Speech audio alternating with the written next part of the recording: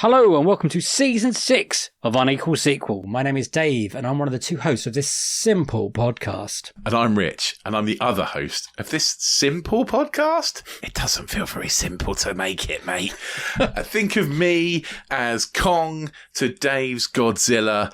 I am a huge, hairy ape of a man and he can breathe fire. Think of me as the narrator to Dave's Tyler Durden. I'm possibly having a breakdown, and I'm not sure he exists. Think of me as Garth to Dave's Wayne, because he's foxy, and if I've got to spew, I spew into this. Think of me as Brennan to Dave's Dale, because we just became best friends. Oh, I like that one.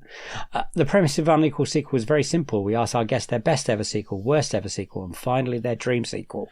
And, of course, we quite often drift off and talk about other things, sometimes movies, sometimes life in general. And sometimes we do like to drop big fat spoilers, and this is by accident. So if we mention a film you haven't seen, just skip ahead, go out to your car, check the tyre pressure, you'll be surprised how low they are, and then come back to the episode.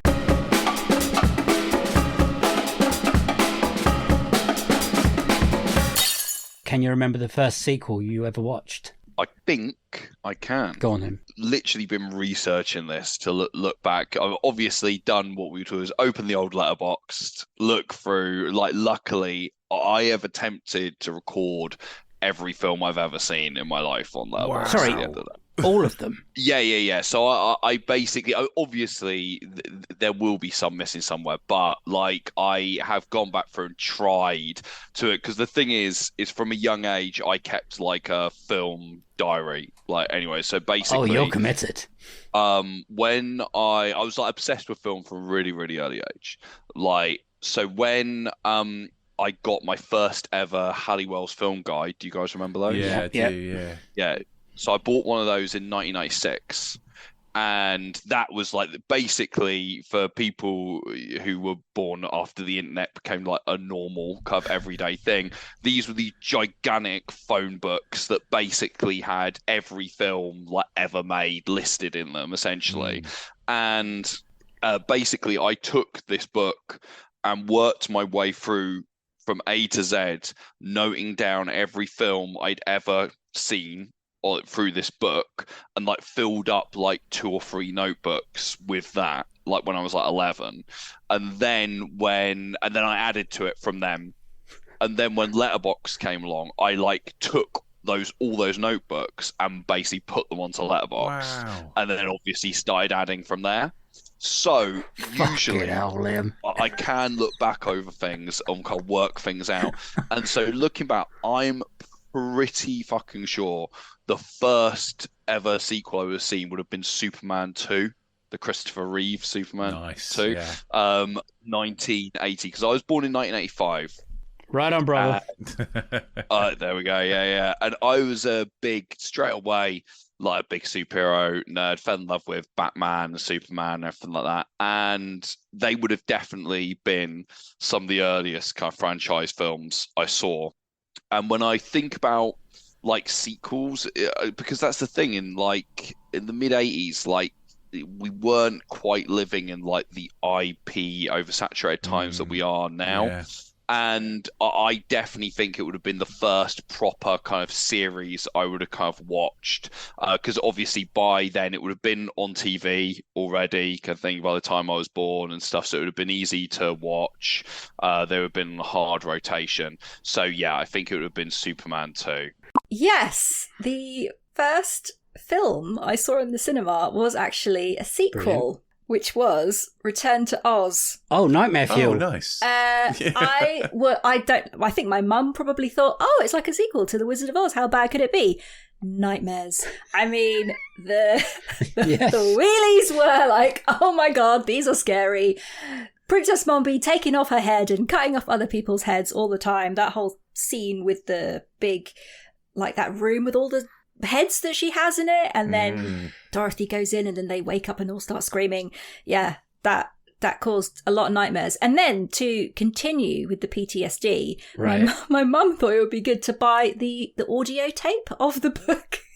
I didn't even know that was a thing. So, yeah, back in like the early 80s, it was a thing. You could get like a cassette tape that was, and a book that was, and the book was like literally, it was all film stills of the film with the words that tell the story, and then an audio tape of it.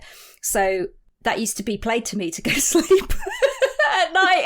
So I used to listen to it, and it'd have all these sound effects of like the wheelers going around. I was like, oh God, yeah, scarred. Still a good film, but I was going to say, is this a film you actually like? I have a lot of nostalgia for it. They rarely show it on TV. I don't know why. Because it's terrifying. I think it scares children to death, essentially. That's why they don't show it on TV anymore. Yeah, when it comes on, occasionally when it comes on, I always say to my husband, oh my God, Return to Oz is on. I must go and watch it. First film I ever saw in the cinema. Where were you? What age? Which cinema? I was 5. Muswell Hill Broadway in London. I don't think it's 5 Odeon is very anymore. young, isn't it, to watch that? We've watched that film. Someone picked that for their best ever sequel. Really? And yes, and it's terrifying. I mean, it starts off in an insane asylum or something, doesn't it? With the young girl they give her like ECT therapy.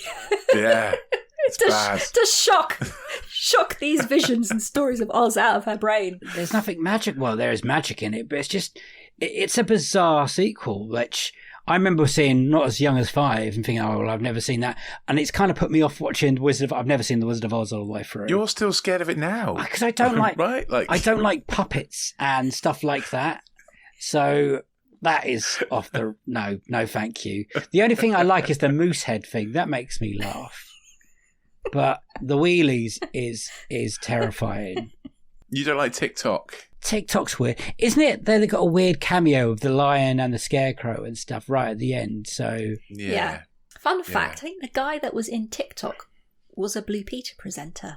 Oh, really? Yeah, he became a Blue Peter presenter. Ah, we still say in my family we say we're TikToking when we're kind of running out of energy. Oh. When you're getting really tired at the end of the day, it's like, oh, I'm TikToking now, like running out. And is that a direct influence from the film? Yeah. Well, there you straight go. From the film. There you go. Where's that come from? I mean, from the film, but it's just from the film. Yeah. So you were a big fan of it when you were little as well, or you're? No, not really. Like, not massively. I definitely saw it when I was little.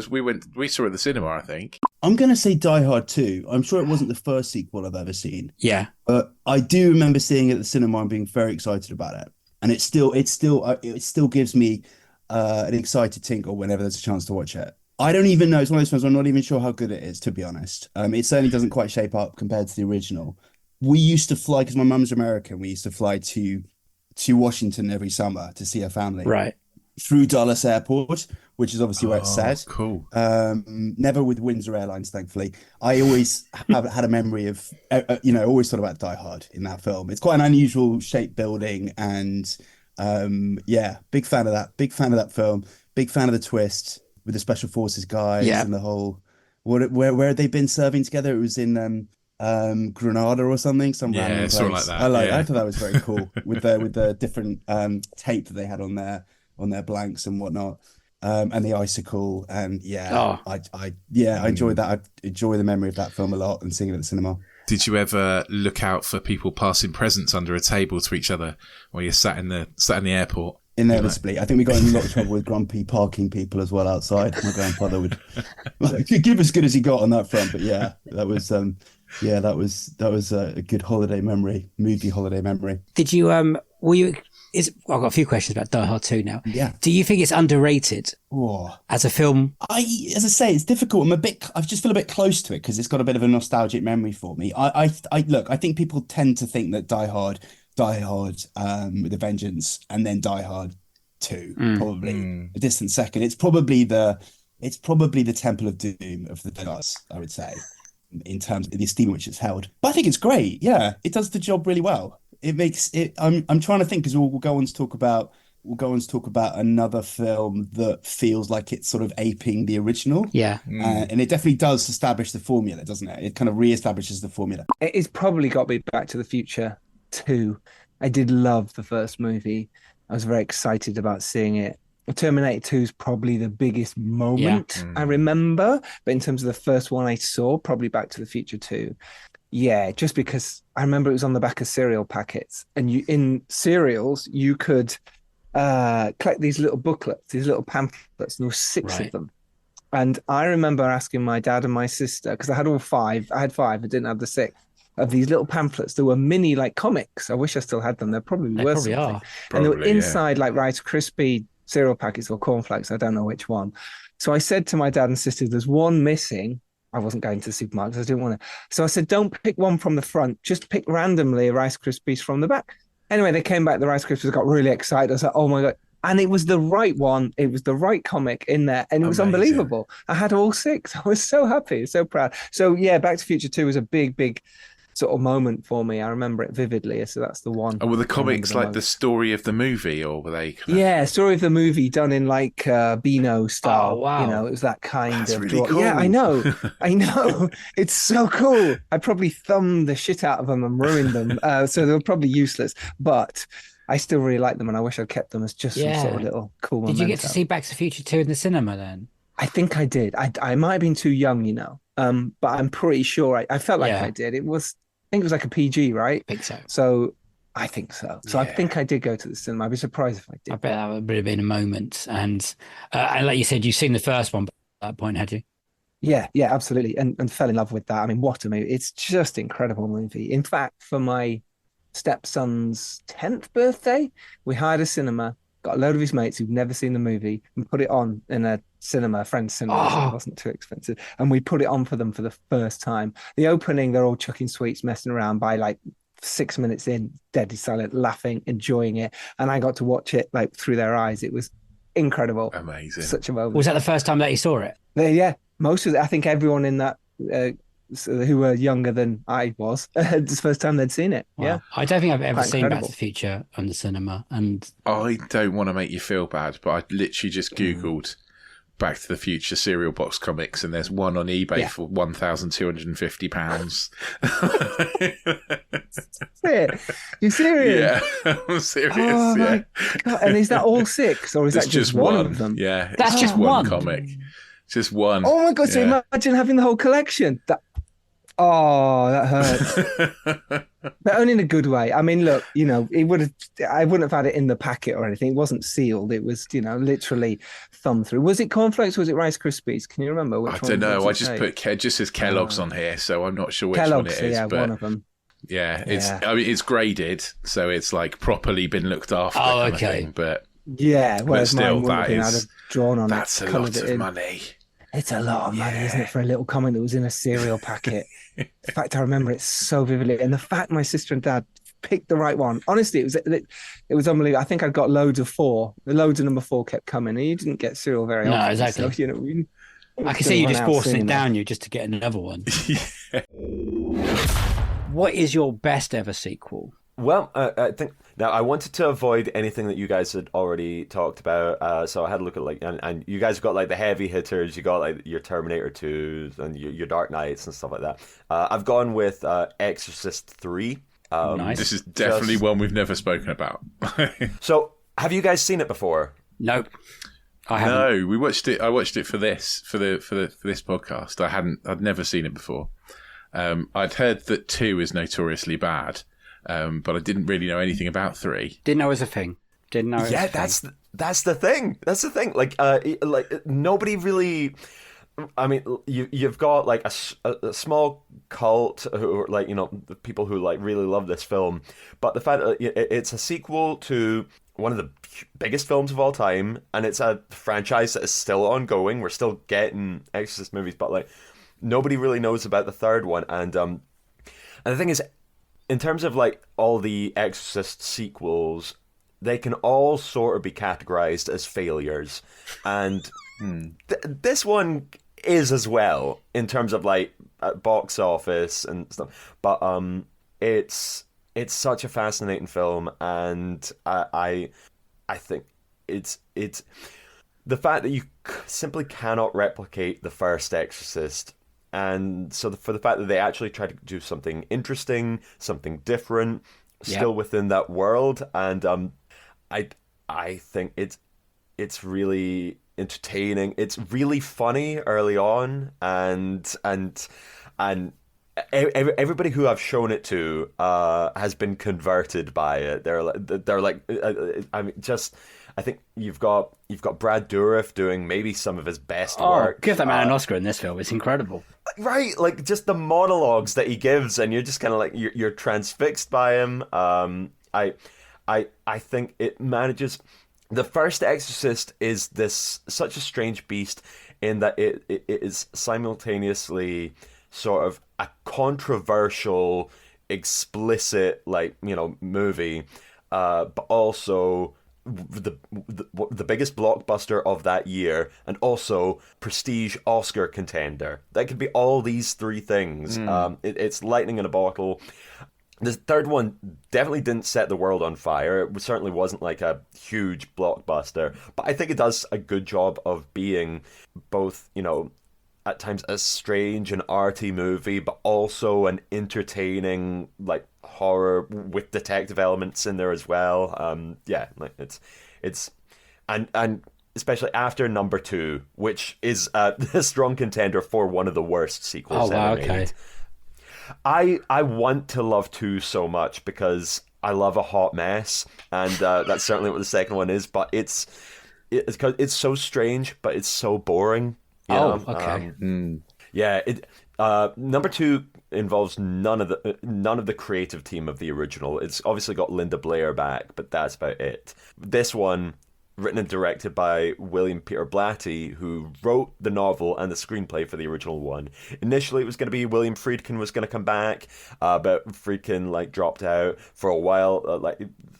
William Peter Blatty was talking to John Carpenter about doing this. Wow. But William Peter Blatty only directed 2 films. Prior to this, he directed a film called The Ninth Configuration, which is also a really strange film. It sort of defies categorization. It's sort of a comedy, but it's I highly recommend it. But it's a weirder beast than this. In a better world, we would have gotten several William Peter Blatty movies, because you watch this and you're like, I would happily watch more from this guy. Yeah. So can you just give our listeners what links it to the first Exorcist? Give us a brief synopsis, then we'll go from there. Sure. So if you've seen now, there are basically 2 cuts of the Exorcist. Because it's a bit mad, but I love it. This is why I want to hear it from you. Yeah. So you had the original theatrical cut of The Exorcist, but then right about 2000, they brought out the extended cut, the version that you've never seen before, is what they called it, because they didn't call it a director's cut. And in that one, you've actually got a couple scenes that have been put back in at the request of William Peter Blatty, and one of them is at the end of the film. You've got the characters of Detective Kinderman and Father Dyer, and they're just sparking up a friendship, having a conversation at the end of the film. It's a very weird note for that film to end on that kind of seems a little unrelated to most stuff. But now this film, which came out in 1990, picks up with both of them.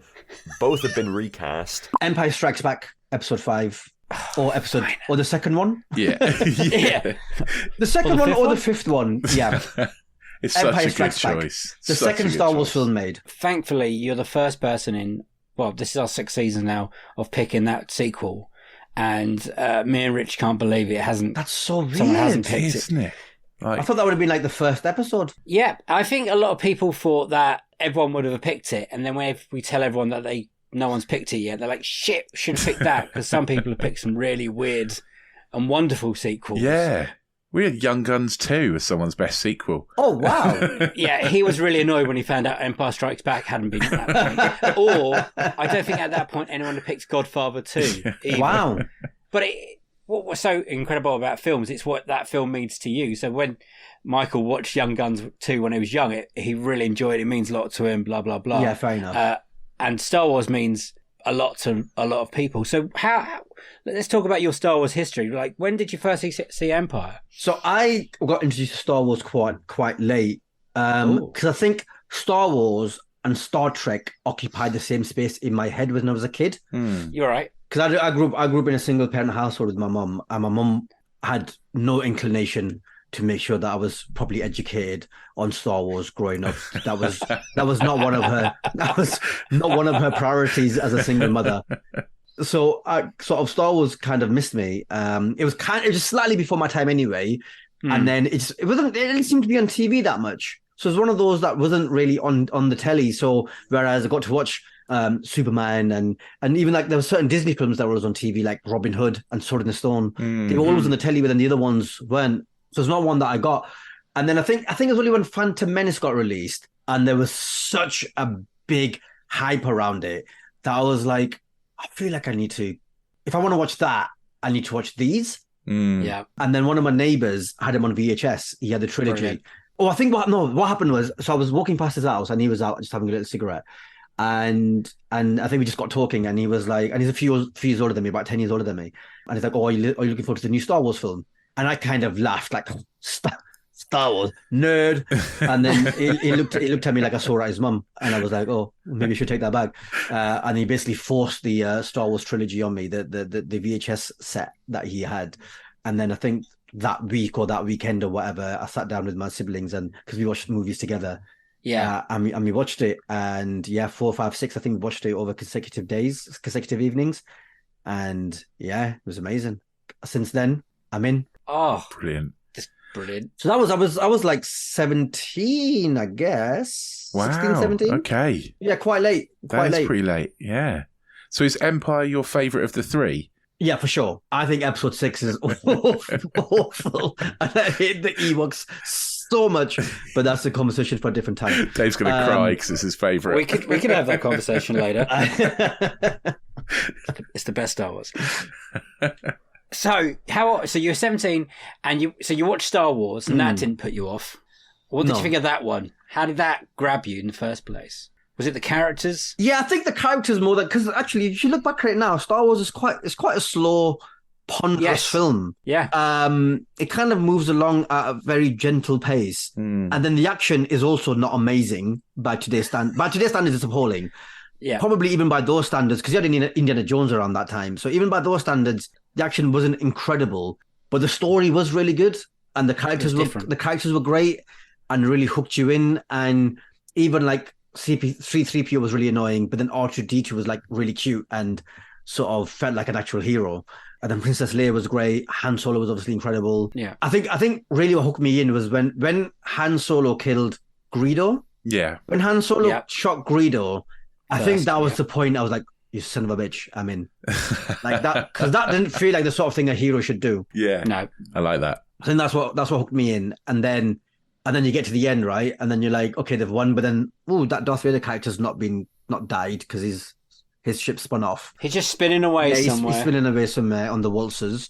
The one that came to mind, other than all the obvious ones, I just thought I would talk about Ninja Turtles 2: Secret of the Ooze. Lovely. I like this pick. Have you both seen it?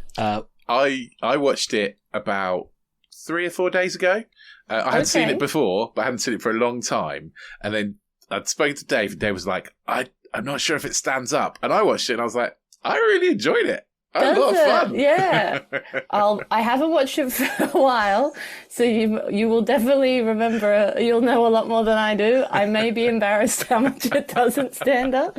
That's the vibe I'm getting from Dave's face right now. Oh, well, I've watched it earlier in the year because I did Turtles 1 and 2 just for my own pleasure. And I really enjoyed the first one. And then I went and saw the second one. I was like, oh, that one does not stand up. And then I watched it again this morning because Rich was like, oh, I quite enjoyed that. I was like, I must have been missing something then. And to be fair, the first half is okay. It's I think it's when they get to the more of the monster creature designs of the snapping turtle and the wolf, and then the Vanilla Ice dance off. That's what makes the film is the Vanilla Ice. I like that. I like that bit. That as I have friends who still will just come up to me and go, ninja, rap. They're not wrong. He is there. Brilliant. I do wonder, did he see the turtles and then just did the rap off the top of his head in the film, or was he? It looked like he was freestyling it to me.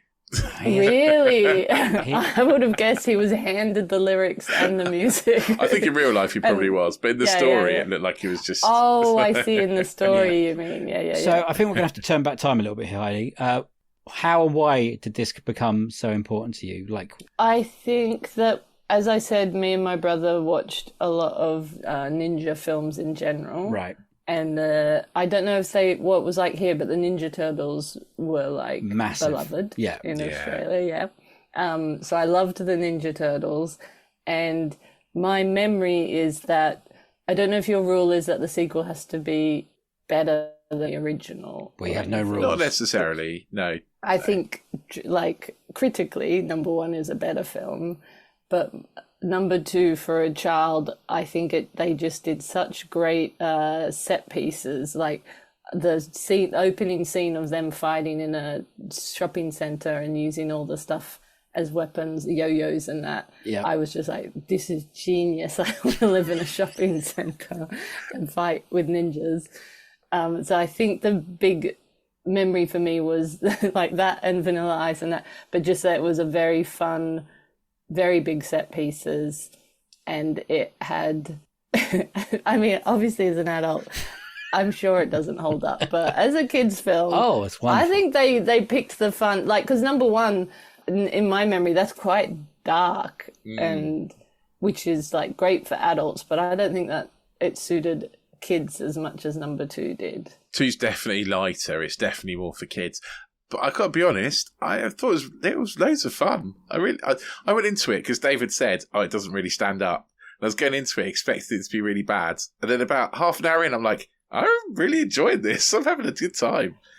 When I chose it, I did not clock until this moment that you would have to watch these movies. Oh, yeah. We're committed. Sorry. Yeah.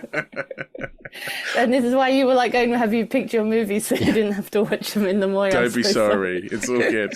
Well, sometimes people have picked a worst movie, we've watched it, and then they've changed their mind. So that we've watched a terrible movie for no reason. Yeah. Oh, yeah. I'm also thinking of what I picked as worst movie, and I'm pretty sure I chose a genre. So I hope you watched the entire genre. I don't think so. It's all right. Nick Helm made us watch Texas Chainsaw Massacre 2 at 6:30 in the morning when we recorded with him. Oh, my God. I never want to see that film. Yeah. It's good. I enjoyed that one. Didn't Ninja Turtles 2 also have like an existential thread to it of them finding out that they were a mistake and then being like, there wasn't a higher purpose? I think that's actually quite beautiful when you think about that. It's deep. It's not very deep, but it's deep. Is it? Yes. Dune Part 2, I think, is the best sequel to a film I've watched. Wow. You know, and it's like, it's tough because I try to have rules around when films come out, how I rate them, when I revisit rating them and stuff like that. Right. And Dune 2, I don't think it's out on Blu-ray or anything like this year or on streaming yet. Maybe it is. But I just loved it. And to be honest, I didn't particularly love the first one. Do you know what I'm saying? And I feel like that actually enhanced everything for me. And I never watched the original Dune, the 1968 one or anything like that. I've not read any of the novels. So I had no real prior knowledge going into it. And I kind of wanted it that way because I feel like I spend so much time knowing everything about everything. Yeah. And even though I did watch the Dune trailers, they didn't give anything away. So once I got in there, I was like, raw, this is interesting. But I felt like the first movie left a lot to be desired in terms of if you don't know anything, you leave and you know some, but you still don't know anything. Obviously, it's shot beautiful. The music's beautiful. They just said, let's get all the best people working in the industry together right now and make, you know what I'm saying? They knew what they was doing, but I feel like the impact that Dune 2 had on me is just, monumental. It's, you know what I'm saying? It's top 5 best sci-fi movies of all time. And you know that when you're halfway through the film, you already feel that. So I can't wait for 5 years from now so we can look back and be like, oh, it really is as good as we felt it was when we was watching. Do you know what I'm saying? I get it. I normally ask people when they first saw it, but I've watched the video and seen you on X and Instagram looking all sharp at the June 2 Part 2. Yeah, we was there. Premiere at the IMAX. So what was that whole... the IMAX is the only way to see this film. It's fucking 100%, incredible. Does that whole experience like? Were you going? You're like, I'll go for the laughs, but I'm not really looking forward to it, and then it kind of blew you away while you're in there. Nah, there's not. Nah, it's, do you know what? It's never in terms of going to premieres and stuff like that. It's I want to go to the premieres. I want to get, I want to see the directors. I want to hear from the actors. Yeah. Do you know what I'm saying? Like, I want to be involved in that just generally. But in terms of like the film, it's like after watching Doom 1, it wasn't like one of those films where I'm just like, oh, I'm throwing it in the bin, Shazam 2. I'm not going to, I'm not going to care anymore. It was like, I was still anticipating Doom 2 because it's like everything I've heard, they can't not deliver. Do you get what I'm saying? Like, it's the team they've put together for this is so good. Do you know what I'm saying? Like, it's so good that I'm like, all right, maybe if part 1 didn't land, we're still here for part 2. So I went into part 2 open mind and was just blown away. Do you get what I'm saying? It's like Greg Fraser, when it comes to like cinematography, like he's just a wizard. Like, do you know what I'm saying? Like Rogue One, the Bat, like just like those 3 films in general. Throwing Doom 1 as well, like, but like his catalog, he's building a very nasty catalog of very amazing films. Do you know what I'm saying? Yeah, so definitely. That's going. You know what I'm saying? It goes crazy. What's the bit that sort of stood out the most? What? When you think about now, what's this kind of scene that grabs you? There's multiple moments. There's the scene with the worms, with the sandworms, where obviously, he rides. Timothy's just like, yo, I'm ready, and you know what I'm saying. The worm comes and they're like that part there. Then there's another scene where they're all riding the sandworms when they're getting away. So many of those visuals went so hard for me. Timothy and Austin Butler going at it. Yes. Like Austin Butler, he's just, oh man, I love it. I just love to see like the physicality that he's got, like the energy that he brings to these roles. I loved him in Elvis. I thought he was great in this. I didn't want him to die at the end because I wanted him. I felt like they could have done more with him. Like, do you know what I'm saying? Like in another, like he would have been a good, like almost counterpart to Tim, like just there, just to be having a back and forth there. But I love him in it. Do you know what I'm saying? So there's that. I thought Zendaya was crazy as well. I love the ending. What has been your most disappointing sequel? So it's not your worst sequel, but so it doesn't have to be a bad film either. But what's been the most disappointing sequel? Oh God, I think there's probably ones that hit this more if I think about it. But based on how much I love the original, I'd say Ralph Breaks the Internet. Wreck-It Ralph 2. Really? Which I kind of like fine, and I rewatched it for a podcast not that long ago, and it was like, yeah, this is fine, but that first film to me, and I know I'm kind of semi in the minority of hyping it up as much as I do, but I think that's a 5-star film. I really, really rate the script. I've got a hardbound printed copy of it as like a gift somewhere, which is really nice. But like your Rocky and like your Creed, the first Wreck-It Ralph can without fail make me cry in about 3 different places. And no matter how many times I've seen it, it sneaks up on me every time. I think it's perfectly put together. So for that to get a sequel in the way it did, it was sort of like there's a bit of Disney Corporation cynicism going on. There's a bit of, well, what else can you kind of do rather than chuck them in the internet? But the second you do that, you've kind of written yourself into that corner of like, well, he's going to go to eBay, he's going to get in Grand Theft Auto, and he's going to do this. And there are parts in it I like, but in terms of pure, I kind of just wish the whole thing had been something different if it had happened at all. It's maybe that one. I cried my eyes out in the second Ralph film, basically. I mean, they're very good at kind of twisting the tear ducts at the right time. Oh man, it broke me. The cast is just quality. But it's about friendship, and that you don't always have to be or in contact with your friends, right? But they're always this magical feelings towards each other, and you've always got that bond. Man, that I was sitting in a screening actually, and Jonathan Ross was like pretty much next to me. Yeah. I think he looked over me and thought I lost my mind. I was like, I'm fine. I'm fine. See, that hits me as well, and I think a lot of it is to do with all the groundwork done between Ralph and Penelope in the first one, because I really do like their friendship as 2 characters. Yeah, that chemistry between them is just so good. Like Sarah Silverman and John C. Reilly, like that. The chemistry for voice acting as well, considering they're probably not in a room together. It's so good. Yeah. I wonder if they're friends in real life, because they're kind of. But Rich, we don't think the first one's a 5-star stunner, so you can see why Matt is disappointed by it. Really, what have you got? Anything else? Yeah. I was going to say the only other one. It's one I haven't even seen, so it's not really fair. But it's going that way. Is Jurassic World Dominion. Because I think in terms of like... Have you not seen it? No, I can't. I just can't do it. Just don't. I know, I can't do it. It's like, if you're rocking Creeds and Mission Impossibles are quality upon quality as it goes along, no series has dropped off as bad as Jurassic. It's like they can't seem to do it. Yeah. Lost World is fine, but that has that Spielberg magic, and then after that, it's a bit of a mess. And, speaking of Creed, with Jurassic World being the other kind of big legacy sequel, I think that does do everything wrong. And it's partly, it's very much down to the writing, but also the casting, the way it was, just everything about it. Fallen Kingdom, also kind of naff. I quite like some of the wild swings they do with it, but then everything I hear about the third one generally, and the fact that they finally did just go, fuck it, just bring everybody back, but it's awful. They'll just be ghoulish cutouts of the characters you remember. It's like, no. It's our most picked film for worst. It's definitely up there. It's the one that's been picked the most, definitely. So the reason you haven't seen it is because of other people's opinions and reviews? Kinda. Well, it's weird because I'm often someone who will always just go down with the ship. I'm always like I'm a completionist. I will see everything. Like I've seen horror franchises that go into part 9s and 12s. I've done all of them, and it's like I must to have the overall view of the thing. But somewhere along the way with the new Jurassic Worlds, I just kind of broke, and I was like, my reverence for the first film was so much. I don't need this. I'm sure I'll see it eventually.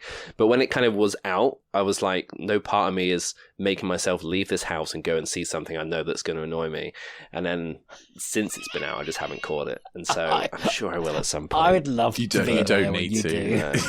It's weird. There's been like no other thing like this that I've done that I've just fully just left out the last one. Although no, tell a lie. Recently, Magic Mike's Last Dance, which I heard was awful as well because I love Magic Mike XXL so much. And the first one's fine, but the second one is fantastic, and that seems to shit the bed. But I'll give that a chance at some point as well. Well, but, that one, I wouldn't say. fine. Yeah, it's not awful. Yeah, it's okay. That's not going to be the crime against crimes that Dominion seems to be. Yeah, Dominion is bad.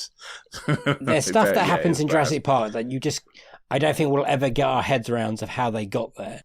Writing it and producing it and thinking that's a good idea, or how even Fallen Kingdom was kind of trying to set it up of dinosaurs walking the earth.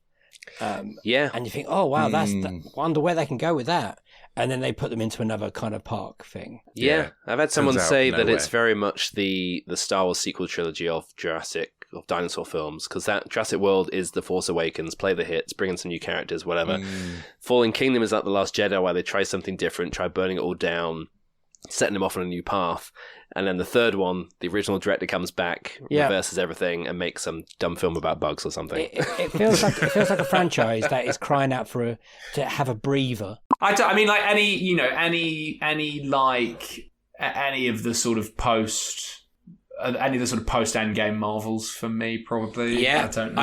Are you a big Marvel guy then? Are you into the comic book movies? I like them a lot. I mean, but yeah, I think they could have stopped doing them after Endgame, or like also taken a Endgame nice time off. That science fiction that you love, right? So you must have loved that. Some more meta Back to the Future. Did you do that thing in the cinema? I did, I think I think they did quite well at Endgame in terms of managing to make the time travel work with stuff that could have worked in the. But then they've had to do all this kind of universe branching stuff off anyway, and I just don't. I suppose my answer is, all the Marvel stuff after Endgame has been quite disappointing. You're not wrong, Alex. No. Yeah, right. It's a good answer. Should we try and go think of it? Eternals. That was okay. Well, it's okay, but it's like from Endgame. Love and Thunder, for Love and Thunder. That was bitterly disappointing. Well, Eternals could have been good. Like I then read I don't read much in the way of comics, but I did read the Eternals around when that was coming out, and then the Neil Gaiman one, and it was like, it was pretty fun, and it was quite like wacky, whereas like they zoomed in on, it's like an ensemble piece, but they kind of gave every character, they gave about 10 to 15 minutes worth of kind of beat time over the film, and then they gave Gemma Chan and Thingy from Game of Thrones, Rob Stark from Game of Thrones. Yeah. No. So, but Kit Harington is in that, but then it's not. It's not you Kit meant the Harington. other guy. It's Rob Stark, isn't it? Yeah, it's the other one from Rocket Man, and from Line of Duty. Is he in Line of Duty? Yes. No, he's in the Bodyguard. Bodyguard. Sorry, that's it. Bodyguard. But anyway, him. So they gave. His name? It's really annoying me. Sorry. Carry on. We'll they give those two. Fadden. No, it's not McFadden. That's one from Succession. Keep going, Alex. Sorry. Well, they give the two to me. Reading the graphic novel of Eternals, it's like, oh, there's a lot of really fun and funny characters, and then they just zoomed in on, to me, two of the most boring characters. And Gemma Chan's character is more fun she's very straight laced in Eternals. It's just quite like I think they decided to make that one. They brought in a prestige Oscar-winning director. Yes. To direct it, and then it's like, and they wanted to make it like a beautiful, quite serious one with like a bit more defined cinematography or whatever, and actually, you know, it's quite. I think it would have been more successful if they'd made it a bit more Guardians of the Galaxy, maybe not quite as colourful and zany as that, but it's quite fun. The graphic novel's just quite fun, and like all of the characters, every character is more interesting than the two they made, the kind of love interest, protagonist, antagonists. It's Richard Madden. That's it. I wasn't far away. I was thinking Marsden, but that's Eddie Marsden.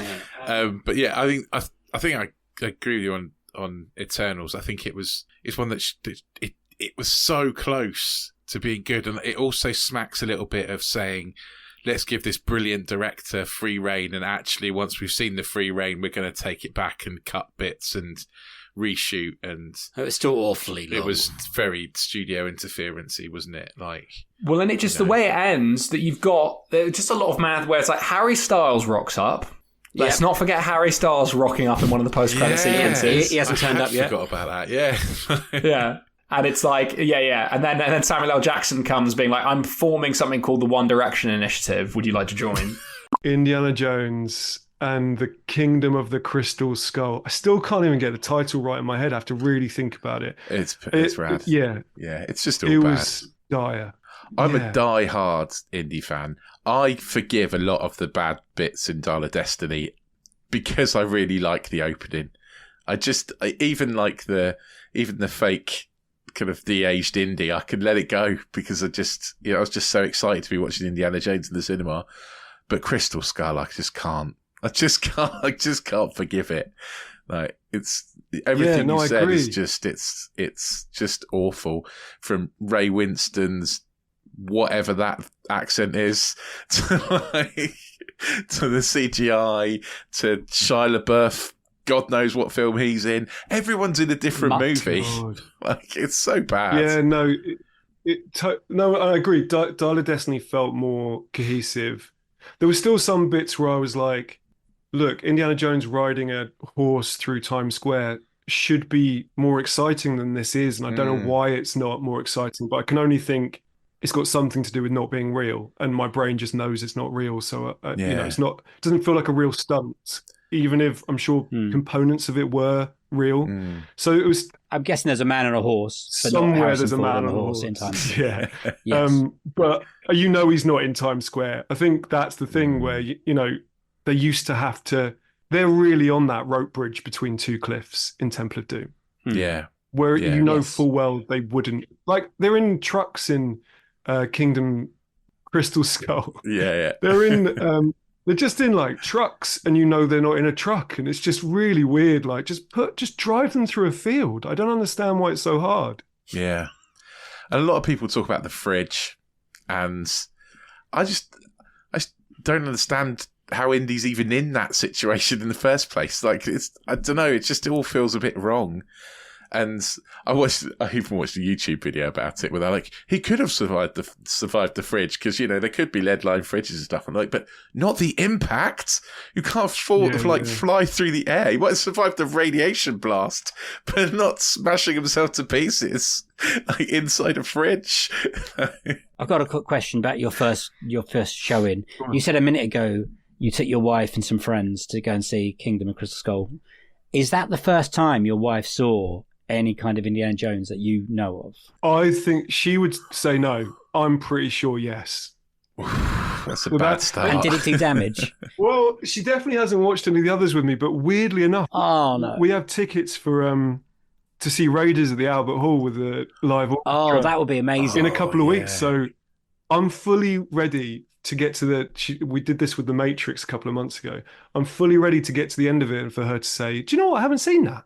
And me going like, I've spent 20 years telling you we should watch Raiders and just not getting around to it. So I think the damage is about to be repaired. Good. Yeah. How exciting were you going into that screening of the first time you've seen the Kingdom of the Crystal Skull? Pretty excited. And I think the only because the trailers were pretty cool, right? And trailers were good. Spielberg was back, Harrison Ford's back, Karen Allen's back, William Hurt's in it, Ray Winston's in it. You're like, oh no, these components, this sounds like a good film. And then it starts obviously with the fridge bit. And I didn't even hate him going into that kind of atomic testing.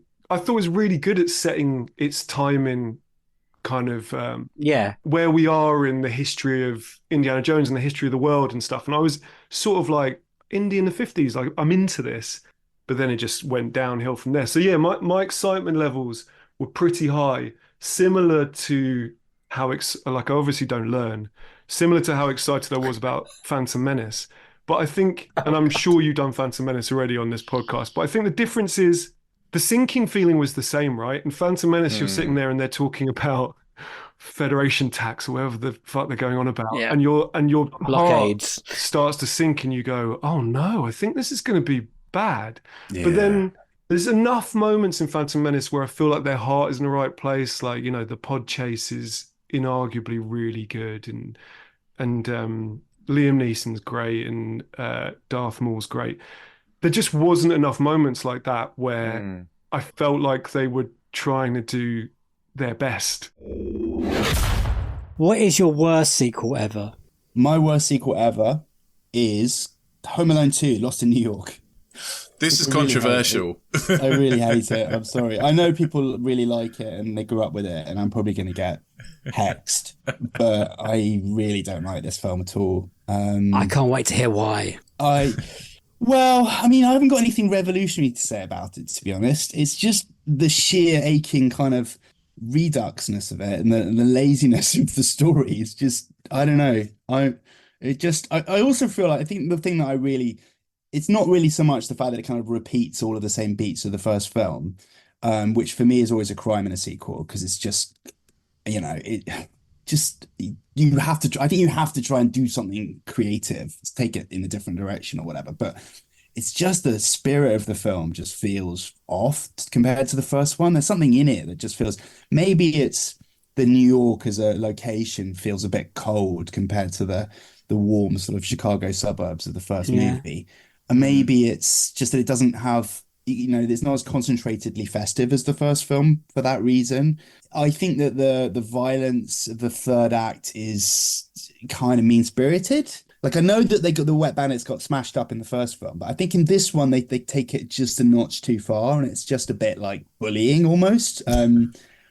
But it's probably more about the mood of the thing. I like Tim Curry can't be bad in stuff. Obviously, I want to make that very clear. He's very much the best thing in the movie. He's the best thing in the movie, with the eye rolling and the like, the gotcha moments and stuff. But I don't like Macaulay Culkin in this film as much. Like, it was the freshness that makes him kind of likable. You're with him. He's younger. He's kind of got this sort of innocence to him. Yeah, he's a bit of a selfish brat at times, but he's a good kid. And by the end of the first film, he's learned some lessons about family and about himself, and about, not sort of judging a book by its cover in his relationship with the old guy. And the second film starts and all of that stuff's gone, and he's like back to what he was in the beginning of the first film. They've just sort of like etch-a-sketched him as a character. He's committing like credit card fraud. I mean, in the Trump Hotel, which is probably less of a crime, but he's breaking the law immediately, and he's doing all of this stuff, and he's just kind of back to like this sort of like living sort of prepubescent id. And I don't enjoy hanging out with him at all much in this film compared to the first one. But yeah, just repeating all the same beats. The bird lady again. Brenda Fricker, great actress, and the casting's all good apart from Donald Trump's cameo. Not such a big fan of Rob Schneider, but Tim Curry for sure is great. The same villains, the same sort of same ideas, but straining to kind of make it work within the sort of New York setting. Yeah, it's not a fan, not a fan at all. And even the movie, the sort of sequel to the film in the first film, Angels with Filthy Souls, is lazy. It's the same thing as the first film. Like they can't even be bothered to like extend the thinking on that. Yeah. I'm just like, why would you just watch the first film again? I mean, it's like you can watch the first film forever, and it will always be great. I don't want to ever watch Lost in New York again. Even the setup is so, because they've done it once and the setup's so contrived. They're like, where is he? We can't lose him. We've lost him. I agree with literally everything you've said. And what's fun for me is sitting here watching Dave's heartbreak, because I know it's one of his favourite movies. Not one of my favourite movies. I do think it's better than the original, though. With no disrespect to previous guests, I understand my Defoe co-host, Petros Patsilivas, has been a previous guest on this as well. They're all cowards. All of your previous guests are cowards. I am the bravest man who's ever been on an equal sequel, because the worst sequel, with no hesitation in my mind, is Dune 2. Or Part 2. Okay. Whatever you want. Before we get into this, I should say that in this season, it has been someone's best sequel. I want names. I want to... He's a much bigger man than you, Darryl. But I'm braver and my heart's bigger. All right, because normally when we watch, someone picks a bad sequel, me and Rich can watch it back and go, oh my God, that is shit. I can see why it's bad. And me and Rich both watched Dune 2, Part 2 this year, and we think it's good. I don't think we are in the camp that think it's like amazing, but we think it's good, and technically, like, wow, it's got like the dream teams in it, like the director, the DOP, Hans Zimmer, the actors are all good. So I cannot wait to hear what you have to say about this. I can only think like you're a big fan of the David Lynch one, or you're a massive fan of the book, or something like that. Is there cartoons? Were there Dune cartoons when you were kids? Was there a 70s show you loved? Who hurt you, Darryl? We don't have time for that question. Okay. So here's the thing, right? When Dune Part 1 came out, and everyone was saying, like, this is going to be the next big sci-fi franchise. It's the new Star Wars. Everyone has to go to the cinema to see this. And like many people with a cinema membership, no advertisements here, not for free. Oh yeah. I went along with my other half. I'm like, everyone is saying this is really good. I think this is one we've got to get on board with. And I was watching the first one, and about an hour and a half in, my girlfriend leaned over to me and she went, I can't believe the lead character's name's Paul. And then she just leant back, and I was like, you know what? Yeah, boo to all of this. If I was Anakin Skywalker, I'd be furious at Dune and all that fucking sand. Because I just remember like watching the first one, and I was like, it looks great. Don't get me wrong, visually up there with as impressive as any film as you're gonna see. And maybe I was born in the wrong era. Maybe I'm a bit old beyond my years. Yeah. Maybe it was just the cinema room we were in at the time. But when I was watching this, one of my most dominating thoughts was, this is too loud. Welcome to your 30s. It's just, shot of sand. So, okay. More sand. Sorry, headphone users. And then a man called Duncan Idaho turns up. Paul and Duncan, yeah. Old Paul and Duncan, the bloody losers that they are. And then Oscar Isaac's in it for a bit, and then he just gets naked and dies. And then it's got one of the Daddy Skarsgård. He's just an oily slug man who just floats for a bit. And I was like, oh, God, the prophecy, you're a bit of a sad boy, aren't you? You've got to do some stuff. And I maintain And friends of mine who've read the book and are very defensive of it say that I'm actually insane. But I know there was a sexual subtext between Paul and his mother. I saw the way they looked at each other in the desert, and I was like, I know what I fucking seen here. You bloody desert naughty noughts. And then all of Doom 1 happened, and everyone was raving about it. And I was like, okay, but what actually happened, though? What actually happened other than sand, and then things exploded for a bit, and then we're at the end, because it was like 2 hours of like, oh, here's a second of Zendaya looking at the camera. I was like, okay. And then Zendaya's at the end. It was like, Zendaya's going to be in part 2. I was like, this is dog shit. Like, nothing happened. It's boring. I don't like looking at sand for like 2.5 hours. If you like sand, and maybe it's because I'm a very pale ginger man and heat makes me uncomfortable, and that's why I just don't agree with it. And the film finished, I was like, you know what? Tried it, wasn't for me. I made a vow to myself on that day. It's like, I'm out. I'm not interested in like part 2. Oh. And then part 2 comes out.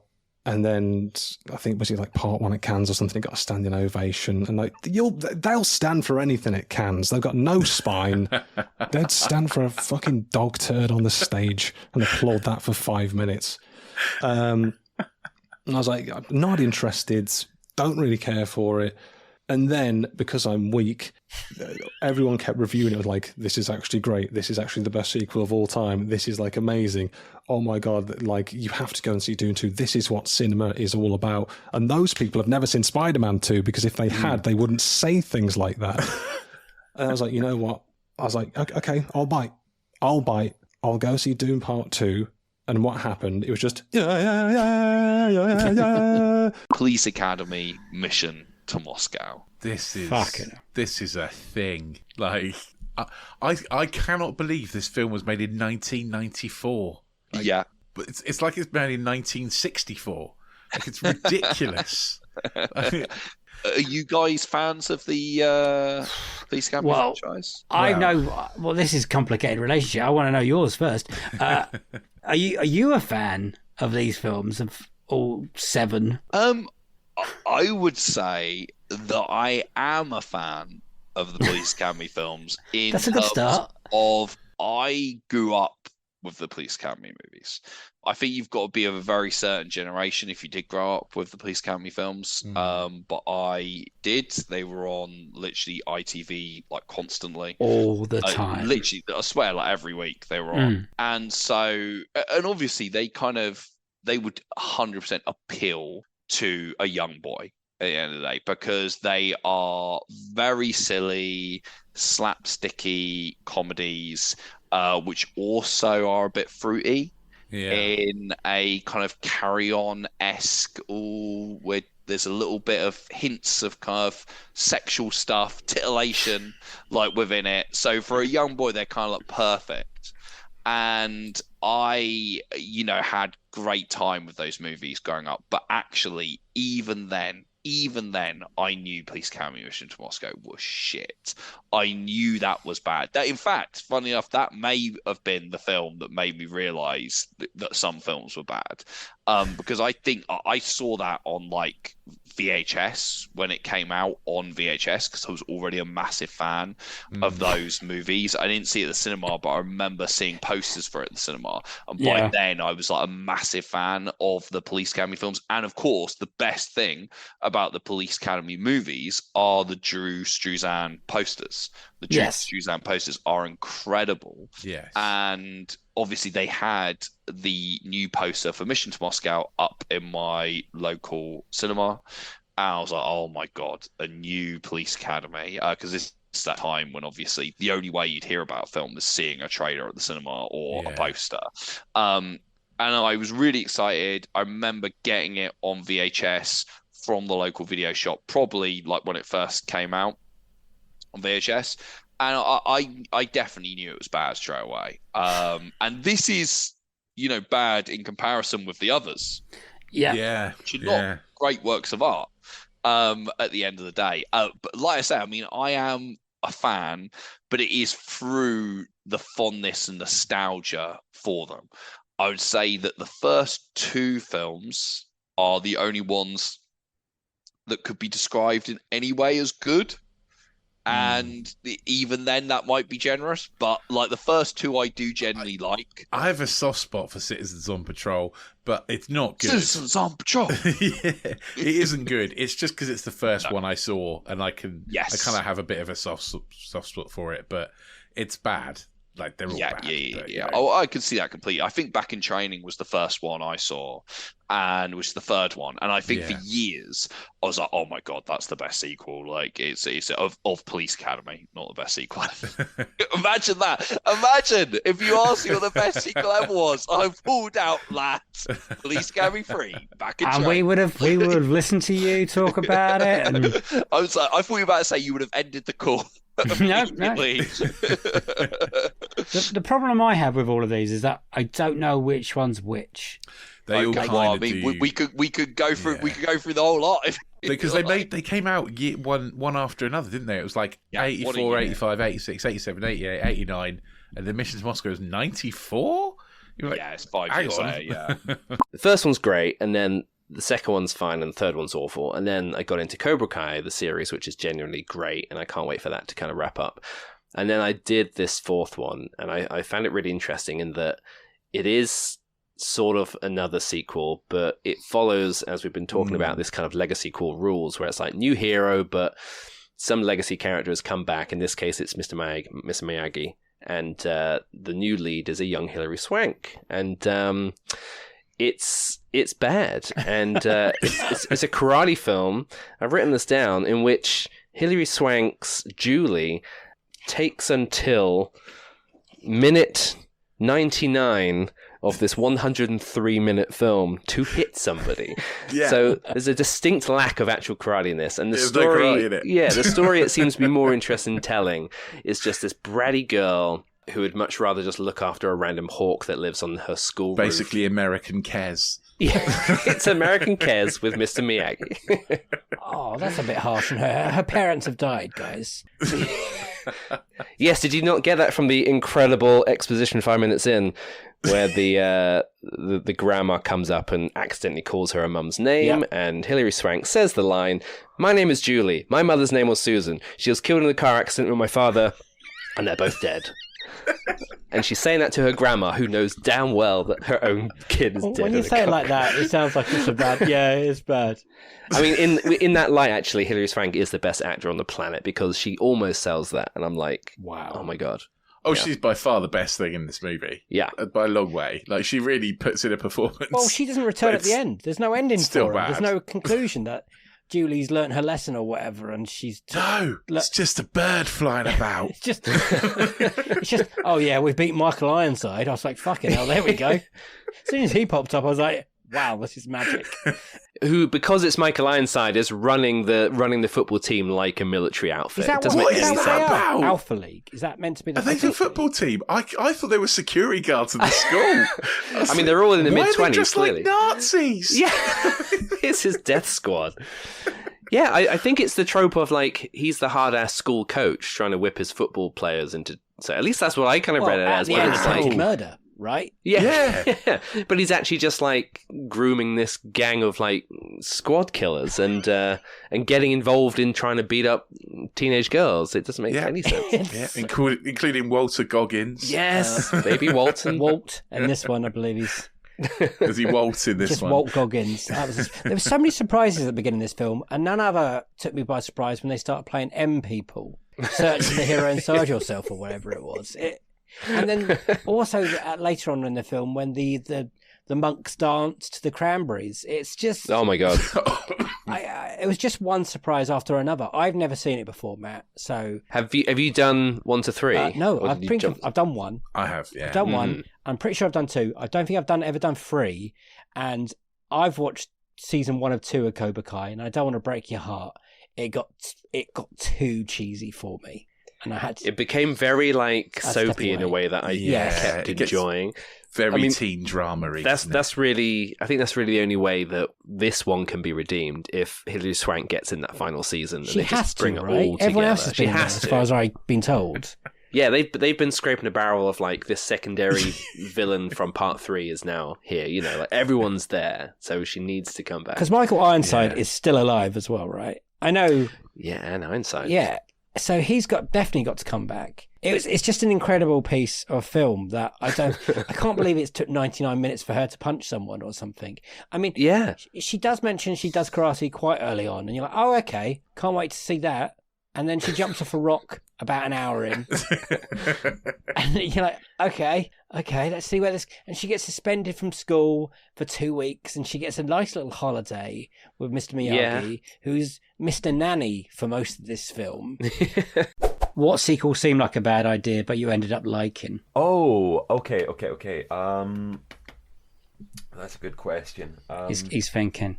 You can beat franchise films, Bonds, Mission Impossible, Fast and Furious, horror franchises. I mean, it feels cliche to say, like, I might just have to go with like Fast 5. It's the perfect answer. It's like, who could have foreseen like by the fifth one is when everything clicks together. Took its time, didn't it? All of a sudden, and now I'm fully converted, and I know these films have gotten banned now, but I'm still fully on board. Like I go see them now, like, and they are events for me now. Like I remember F9 was like one of the first big films I saw post lockdown, and it that felt like. Because was it F9 that had like the trailer where it's like Vin Diesel in the leather jacket, like, you know, like, we need to go back to the movies. And he's like, yes, Vin. Well, yeah, Fast and Furious is like a cult now, it seems. It's gone mad. And yeah, a lot of people do say Fast and Furious 5.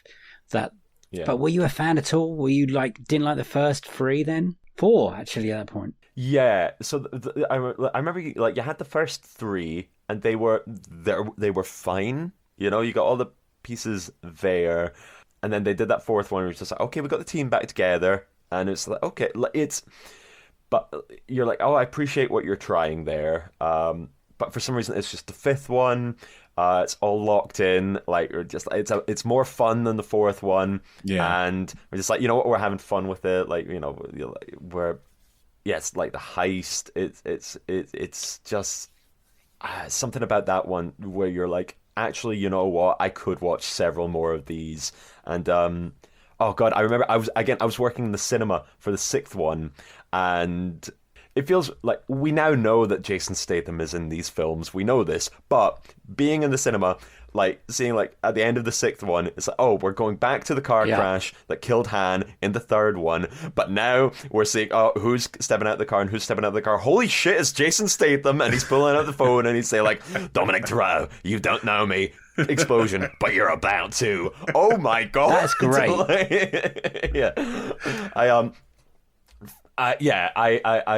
It's and like, I mean, the end of the 5th one, you've even got like Eva Mendes coming back from the 2nd one just for a little cameo, just be like, do you believe in ghosts? Like pulling out the photo of Letty. You're just like, oh, I love it. You know, like, I'm just like, I think it's when the series is fully realized, oh, we're an action blockbuster soap opera, and that's the fun of it. You know, where do you think it's going wrong at the moment then? Because 9's bad, I would say.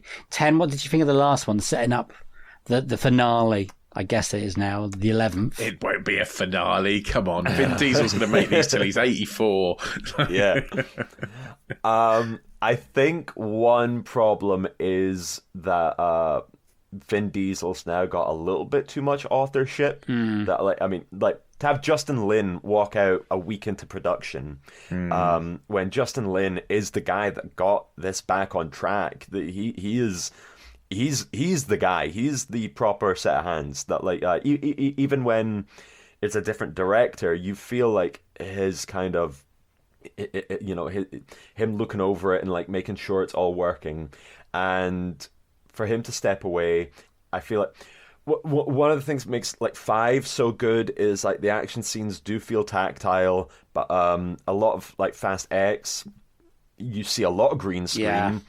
There, a lot of stuff that looks unnatural. That I've heard rumors that Vin Diesel has been digitally lost weight during it, like that, they've. Oh wow, okay. But listen. By the way, like when you're a man of that age, there is no pressure for you to be ripped. Like we would happily take Dominic Toretto with a little bit of a beer belly. I would prefer Dominic Toretto with a bit of a beer belly. Please give us that.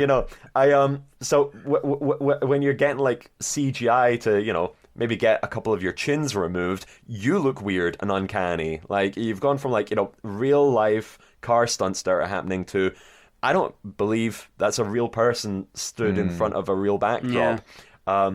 Again, there's a lot I really liked about Fast X. I know Jason Momoa was really divisive. I think he's a lot of fun. Great. I think he's the best thing about that movie. I've got an answer.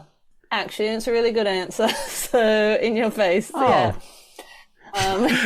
You can't get me. Toy Story 4. I thought that was going to be like stretching it out, total cash in. And we went to the cinema to see it, even though I was like, what am I doing? I'm going to be so disappointed. And I thought it was really, really good. And it's not that shocking because it's a Pixar, but you'd think they would have more misses than they do. And, I just thought it was brilliant. Yeah.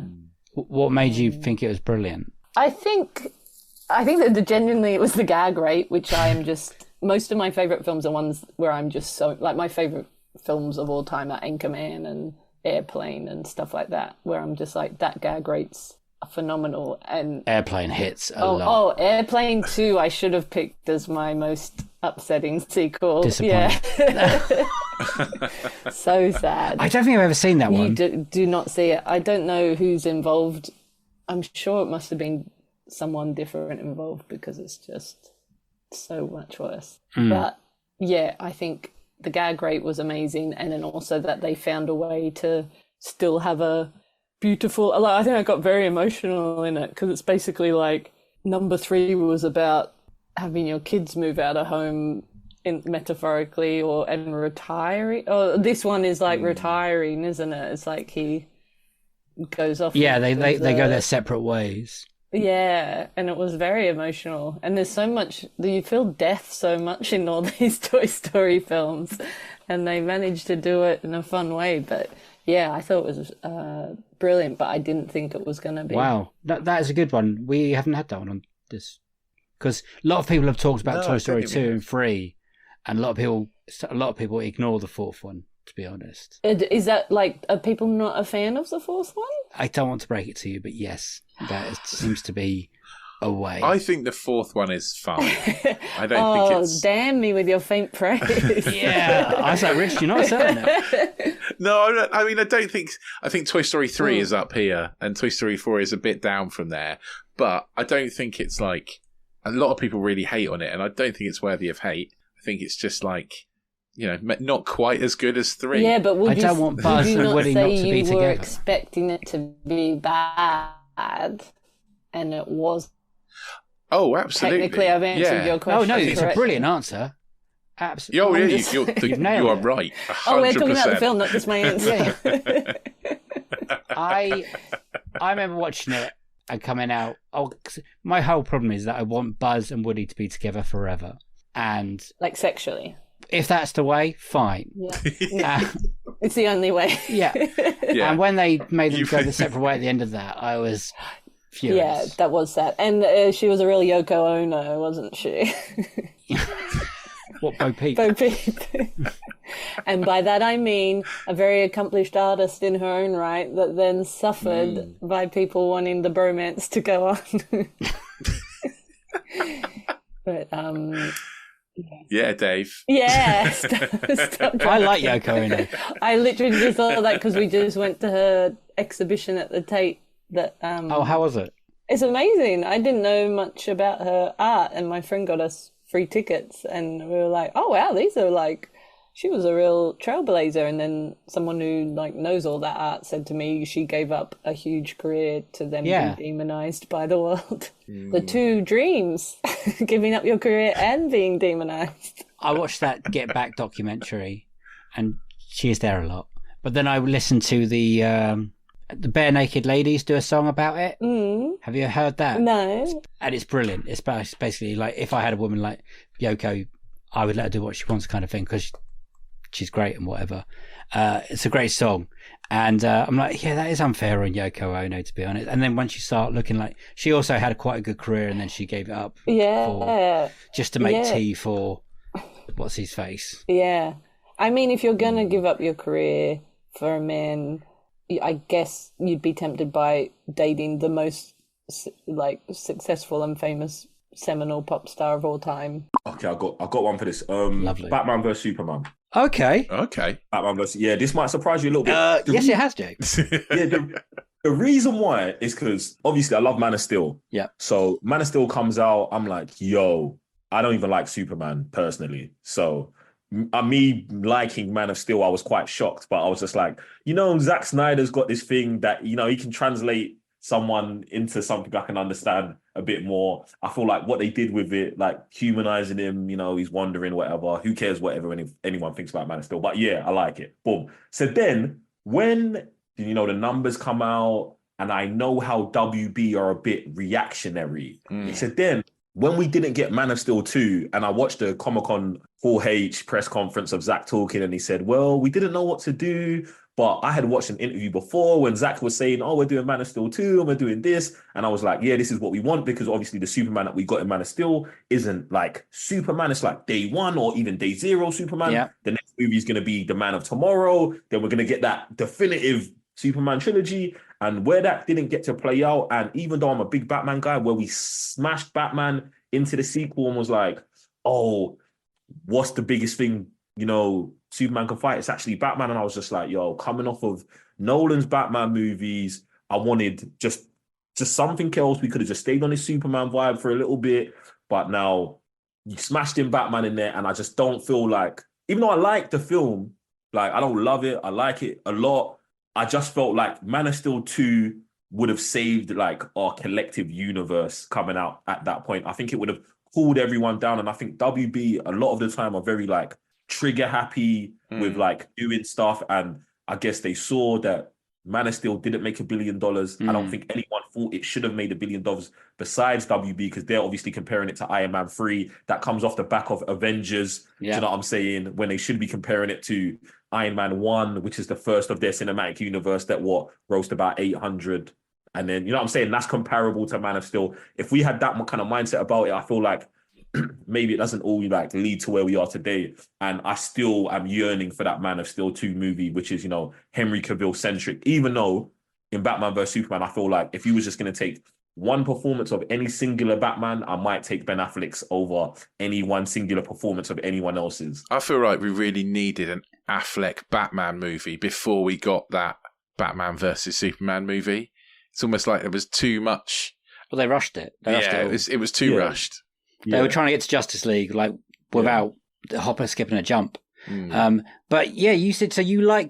So when you say you like Batman versus Superman, do you love Batman versus Superman? Is the extended version your version, or were you going in and you're like, I'm not going to enjoy this, and it just surprised you? Yeah, so I feel like I went into Batman versus after watching the trailers. I was like, all right, like this is just something different. We've pivoted, whatever. So I go in and I'm watching it, and it's like I love so much of it. Like I actually love so much, like the Batman warehouse scene. It's great.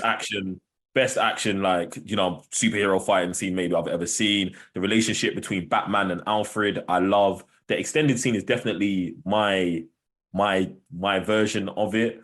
But I just don't think there's enough for Henry Cavill, and the third act, Doomsday and all of that is just not like, I don't love that part of it. Like I feel like it's going very, very well, and then it turns into something else. Oh yeah. It's really, it's really daft, isn't it? Because it's like, what, your mum's name's Martha? My mum's name's Martha. Why aren't we friends? Like, do you know what? Everyone rips on Martha. Martha doesn't bother me. Martha, you're a better just man than doesn't- me. Yeah, do you know what? The reason Martha doesn't bother me is because, like, for 80 years, their mother Oh, did you know, the same. never thing. noticed. Yeah, Never do you know noticed. what? And we never know until this one. Like, I just don't care. Like, whatever. Do you know what I'm saying? Yeah. It could have been something else, but like, there's so many other things. It's just. It's just that being the reason they decide to stop fighting. I'm just like, oh god.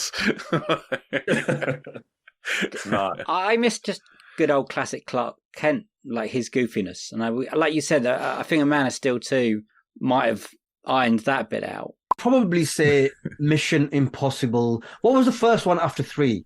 Was it Ghost Protocol? Yeah, it was Yeah, Ghost probably Protocol. that one. Because there was a big gap button there between that and the third one and that one. And it almost kind of just died. And it was almost to the point where you're like, why are we reviving this? Because the first one was really good, and then it was diminishing returns on the second and third one. And then you're like, this is kind of done. And then since then, they've been brilliant. They've been really, really good. I mean, let's not forget that Tom Cruise also single-handedly saved cinema. Yeah. With Top Gun Maverick and one of the Mission Impossibles. So God bless, or whatever he believes in, Tom Cruise. But yeah, I don't think Tom Cruise has made. When was the last time Tom Cruise genuinely made a bad film? Oh, that's a tough one. Rock of Ages. How about that? When was that? 2006, probably. That's a long time ago. It's quite a while ago. In Tropic Thunder, even that was brilliant, and obviously he cameoed in that. He was great in that. The one with Jamie Foxx, Collateral Damage, that was perfectly watchable. It wasn't amazing. Collateral. It was Collateral. Sorry, that was fine. That's all right. Collateral Damage is an Arnold Schwarzenegger. Very Collateral, I thought was fine. It wasn't amazing, but it's good, I guess. Great. So yeah, he makes bangers. Oh, I love Tom Cruise. I think he's brilliant. I can think of a bad one he's done recently. Go on. The Mummy. Oh yeah, yes. Go on. Yeah, fair. Yeah, that 2017, The Mummy. That was a recent blip in otherwise a very, very good record. A very strong career. Yeah. True. So when you went from, so you're not a fan of Mission Impossible 3? I think they were fine. I don't remember that much. Like I think it's just diminishing returns one, like after the first one, and then it really picked up from Ghost Protocol onwards again. So I think that was a good idea. In what I think no one was asking for it. There was no one was coming on this podcast or an equivalent of it going, I just want a sequel to Mission Impossible 3. That would be my dream sequel. No one was saying that, were they? Or no one would have been saying that before Ghost Protocol came out. And so I'm glad. 3 was about 2006, and what was the other one? About 2010, 2011? Ghost Protocol, I think. Or were they? Oh, I genuinely thought they were further apart than that. No, I believe that's something like that. I remember seeing right, Dave, 2006, 2011. Oh, okay. I genuinely thought they were further apart. No, it might be. There's a period when everyone thought Tom Cruise had lost it, and the point of Ghost Protocol originally was to try and hand the reins over to someone else, and they tried that Jeremy Renner character. Yeah, no one should hand anything to Jeremy Renner. they try to be free, apart from a bow and arrow, free face. But I don't think anything else. Like the Bourne series they tried him with, right? Yeah, he's not that guy. He's not a leader. No, he's not he's not that guy. Top name of a poster, is he? Like Cruise. No, but then Cruise made that film and he dangled off the side of the building, and everyone was like, "Fucking hell, he's a maniac. He's brilliant." Yeah. And then he's just kind of ran with that. He's like, "Okay, if that's what you like, I'm going to put my life at risk every time." Yeah. And thank you. Yes. Yeah. There's no other actor like that. No. Well, I mean, Mission Impossible movies are now Tom Cruise comes up with an idea to try and kill himself, and then they make a movie around it, right? That's kind of how it works. I tell you, that almost the opposite career, with probably as much financial success, is and we need to have a serious conversation about The Rock. Yeah. Dreadful. Yeah. And I loved The Rock. I loved The Rock to a point where I was like, I'd watch a film because he was in it. Didn't matter how good it was. And we've created a monster, lads. Yes, we have. Because you're right. He's not good. at anything. He's so convincing, though, isn't he, when he talks? Yeah. His sales pitch, when he goes on chat shows or Instagram or whatever, I believe that. We went into Black Adam thinking it was going to be the next best, the best superhero movie ever. Why did that not work? Because it was crap. Yeah, but why though? Because the story was really interesting, because you had this sort of, for once, you had the thing where you're like, the Americans are the bad guys interfering in the Middle East. And that's such an interesting thing. But they threw that concept away after about 2 minutes and then just did 2 hours of smashy. Yeah.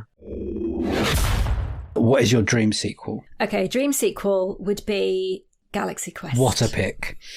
Brilliant. That is, like, I saw Galaxy Quest in the cinema and I loved it. And I can watch it over and over again and I never get tired of it. It ages really well. I feel like it's timeless. You could watch it at any point and you wouldn't know that it was made in 1999. It's a great film. It's just so cleverly written. The kind of the sending up of Star Trek without explicitly mentioning Star Trek, the Thermians, introducing fandom before fandom is what we know it today, in terms of like conventions and fan pressure to get a show revived, fan knowledge, intimate knowledge of how a spaceship works, and asking the stars, well, but in this episode, what did you feel about this? Or wouldn't this have happened?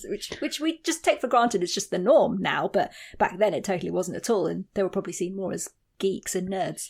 I love it. I love Sigourney Weaver as in her capacity of just repeating everything. So good. I have one job. Tim Allen says, funnily enough, this is my relationship with Alexa. So I ask Alexa to do something and she doesn't do it. And then my husband immediately repeats it after me and then she does it. My husband's job is just to repeat what I say to Alexa to get her to do what I want. I'll be like, Alexa, turn the hallway light on. Nothing happens. And then he goes, Alexa, turn the hallway light on. And then she turns it on. Sure. I don't know why she doesn't listen to me. I wonder why that is. Brilliant. That is weird. Wow. So, your best film and your best sequel and your dream sequel, both Tim Allen. You got a big Tim Allen fan, or? Am I a big Tim Allen fan? I mean, I watched a little bit of Home Improvement, but not like exhaustively. I did have a big crush on Jonathan Taylor Thomas, who was like the second child in Home Improvement. Yeah. Me and Rich both nodded and went, yeah. We've been around. We know these things.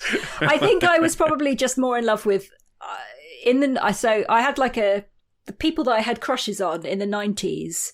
It has now become clear to me that basically I was basically just in love with the hairstyle, which was just curtains, basically. So anyone who had curtains, Jared Leto in My So-Called Life with curtains. Oh, wow. Jonathan Taylor Thomas with curtains.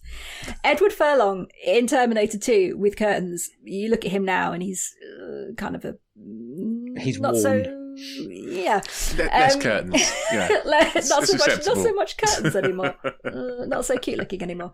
Although I appreciate beauty's in the eye of the beer holder. But yeah, I think I was pretty much just in love with a hairstyle. But no, not a big Tim Allen fan, I would say. Yeah, he's. I've read reports recently. He's not the nicest person to work with, Tim Allen, and he's been bigging up a sequel to Galaxy Quest for about 15 years now. And I was reading a quote earlier about him after Alan Rickman died, who, by the way, is fantastic in this film as well. He is. And he was trying to, saying it's sad about Alan, but then he was trying to really ramp up that there's going to be a sequel to Galaxy Quest. And I was like, not the time now, Tim. Best leave that alone. So I've thought about what the sequel would be. What a sequel would be. Because obviously the film ends with the show getting rebooted or revived. It gets another season, comes back, and they make it. And I was spitballing this with my husband, and my husband was trying to come up with a title for the sequel. Okay. And then we kind of we came up with something together. So he has half, I claim the other half. Because his first version, I was like, that doesn't make sense. So I just made it something else. So it would be, and it would probably be like Galaxy Quest : Larak Tarath of Khan. Oh. Right. I'm listening. And my plot is that Dr. Lazarus. So the series they remade the series after the end of the first film. Yes, and they've been making the series ever since. And Dr. Lazarus dies during the reboot, which will explain why Alan Rickman's not there. Yeah, and the writers have to write in a sibling. They write in a new character to replace Dr. Lazarus. And they write in he has a sibling who is called Khan. Okay, because they have to be he has to be able to say the words Larak Taraf for this to work. I think it would be a fourth film, which doesn't seem to be currently apparent, but in the before sunrise, before sunset, before midnight, Linklater, Hawk, Delpy, trilogy, as currently. Brilliant. I thought I'd show some highbrow-ish lag. No. I for a while thought this was going to come up for a while. History. This is the first time I've ever watched the last one. A couple of people have picked the second one as the best ever sequel, and I've still never seen the first one. So I've done this completely wrong. So you've only watched the third one. I have no idea how they get together. Pretty much, I've put it together. No, I've watched the third one and the second one. Okay.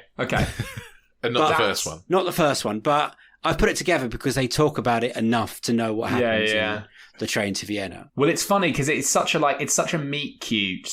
It's such a, you could almost watch the first and then the third, I think. But to not the first is, anyway, you got it. The first is great. It is. And the brilliant thing about these three movies is that the first one perfectly encapsulates what it's like to fall in love when you're young and you meet someone and it's fleeting and it's new. And the second one is so brilliant at kind of talking about that slightly kind of questioning period you get to in your sort of 30s where you're like, oh my God, is my life what I wanted my life to be? And then the third one is like so good at that kind of slightly bitter kind of sweet relationship where you go, yeah, I'm in this, but you're all also fucking mental. You bugged the hell out of me. Yeah. I love you, but you're so annoying. Not because of your faults, with your faults, kind of thing with the words. There's like a scene in that Rob Delaney, Sharon Horgan catastrophe show. I think it's the season 1 finale where they're at a hotel room for like an anniversary, but she's really pregnant, and then she's like, I don't want to have sex. I just want to like clip my fingernails. And then Rob Delaney's like, she's like, I just really wish I could clip my fingernails. And Rob Delaney's like, I'll clip your fingernails. And he just like does it, and it's a really sweet moment, and having a sweet moment. And then she goes like, actually, I think I am horny now because of like how like lovely it is to her that Rob Delaney's doing this act of service. And then he just takes a beat where he goes like, while I'm clipping your fingernail, like while you're clipping your toenails, and then she's just like, what? So you don't find me attractive now? He's like, no, I'm just like literally clipping your toenail. I'm not saying I don't find. And then just like it's gone from the most loving thing he could do, and it becomes this snowball argument where they're like screaming and shouting at each other, and then like her water breaks, and that's the end of the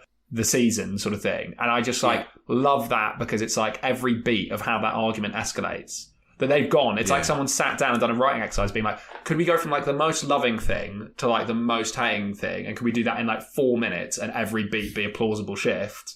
And I think that third film, there's a couple of really horrible arguments that they have, which feel very plausible for that. Particularly that final one at that dinner, which is like such the resolution of it is so relief inducing because it's such a like miserable, it gets such a miserable place, that argument. It's a brilliant scene. Yeah, I was really concerned that it was going to end on a real downer, this one, and I was like, oh, they're gonna break up. I didn't see it coming, and thankfully, for like you said, the ending was like when they start, like you do in relationships, you can go from hot and hating to loving each other. It's just brilliantly done.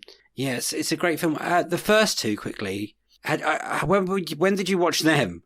Or did you watch them all together in one go? So my dad got me, for like a birthday, my dad got me all 3 of them and was like, you're going to love this. Yeah, great present. Oh, good dad. Yeah. Shout out to Robin Kealy.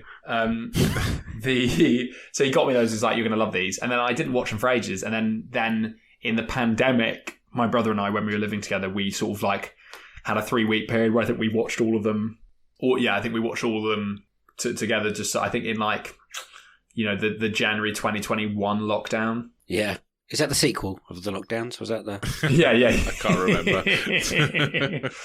Much to debate about whether it's the second or the third lockdown. Yeah, if it's one sequel or not. Yeah. My dream sequel, and I cannot believe that I'm having to say this because it just should have happened by now, is The Nice Guys.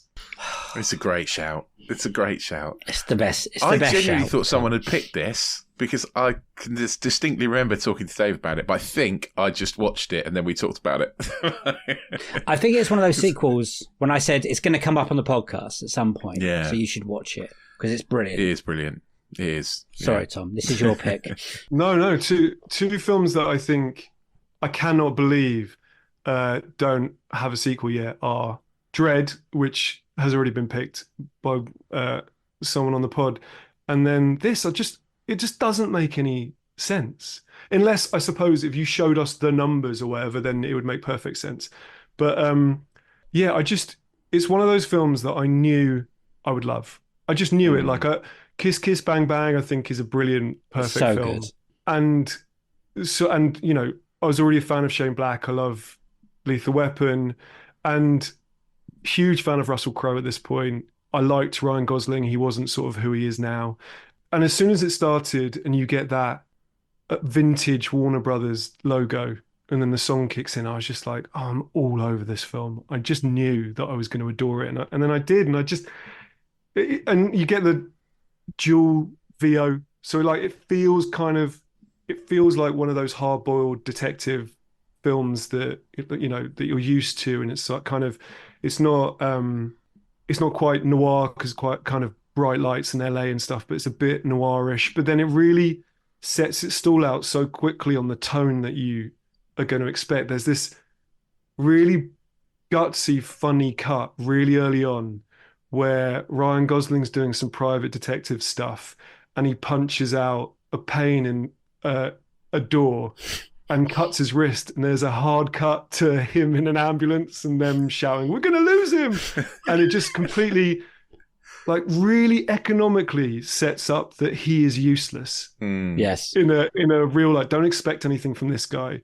type way. And I just think, obviously, Shane Black is incredibly good at those kind of duos that are forced together and then learn to love each other. Like Lethal Weapon sort of was the first or best example of that that I can think of.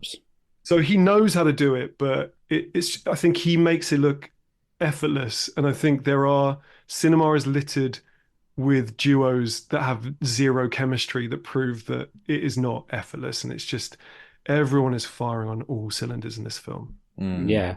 We should be knee deep into Nice Guys sequels by now, or at least one every decade. But as in you hit the nail on the head of 80s. why we're not. It's because it just didn't make any money at all. Oh, it made no money. It made nothing. Like that must be it. But you'd hope that if Gosling now wanted to do it, they must know that the sequel would be bigger than the first one with who he is now. And the weird thing is like when Barbie came out, everyone was like, "Oh, Ryan Gosling's really funny." But if you've watched The Nice Guys, you're already aware of how funny he is. Yeah. There's that sequence where Russell Crowe knocks on the toilet door in the bowling alley and he opens it with a gun in his hand. And then he's trying to keep the door open and keep the gun on Russell Crowe, but then he drops his cigarette into his lap. And it's like, it's so small. Yeah. But the physical comedy in that moment of like the stall door closing multiple times and him trying to act tough is just so perfect. Like and I think it's harder to do than he's making it seem. Yes, he makes that kind of comedy look very, very easy.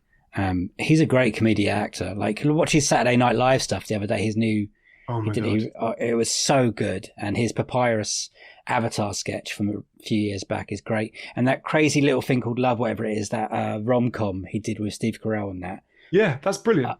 Absolutely brilliant. And Barbie is Ken. He's hilarious. He's so gifted at having brilliant chemistry with anybody, I believe. Like, you're right. It's a gift. He can make anyone shine, anything shine, who's opposite him. In any film he's pretty much done, I think, he's brilliant. And yeah, him and Crow in this, the partnership they have shouldn't work, but it does on every level. It's pretty perfect. I'd love to do a Jerry Maguire part 2. Yes. Jerry Maguire is such a good movie. It's, again, we talked Tom Cruise. We talked a lot of Tom Cruise. We love Tom Cruise. He's just good at what he does.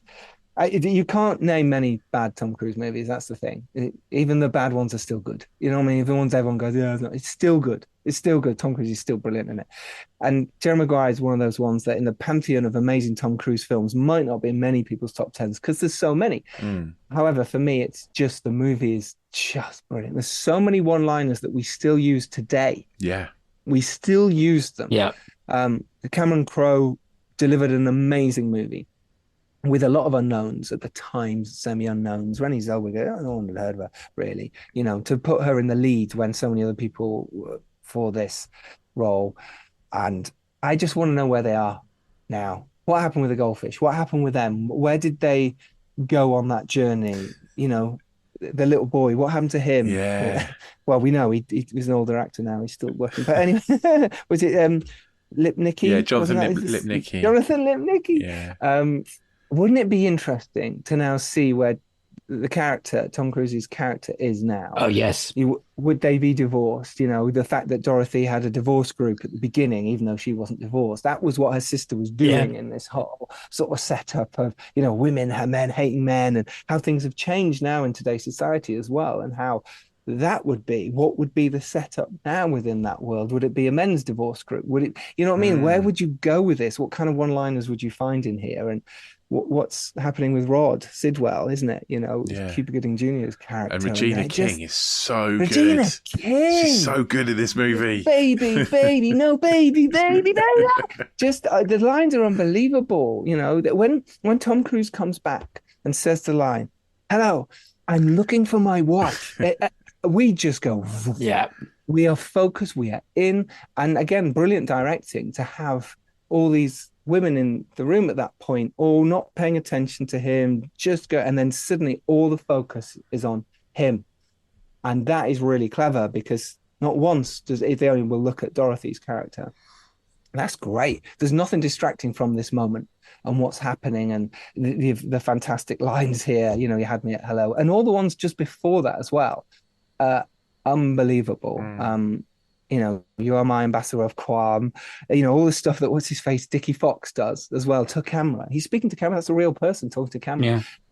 I don't know. I think it would just be as sequels go. I would watch that in a heartbeat, even if it was as good as Speed 2. I would still be going, I don't care. I got to see those characters again, and I thoroughly enjoyed their lives. So yes, because even on the other side of the sport thing, sport has changed dramatically as well, and you can go into the esports, like Jerry Maguire getting confused about that maybe as well, and just how cutthroat that industry is and how much money sportsmen make. I think, I would like to see a Jerry Maguire sequel. When you wrote it down, I'd never had really thought about it, and then I was like, oh, hang on, oh no, we could do, you could do something here.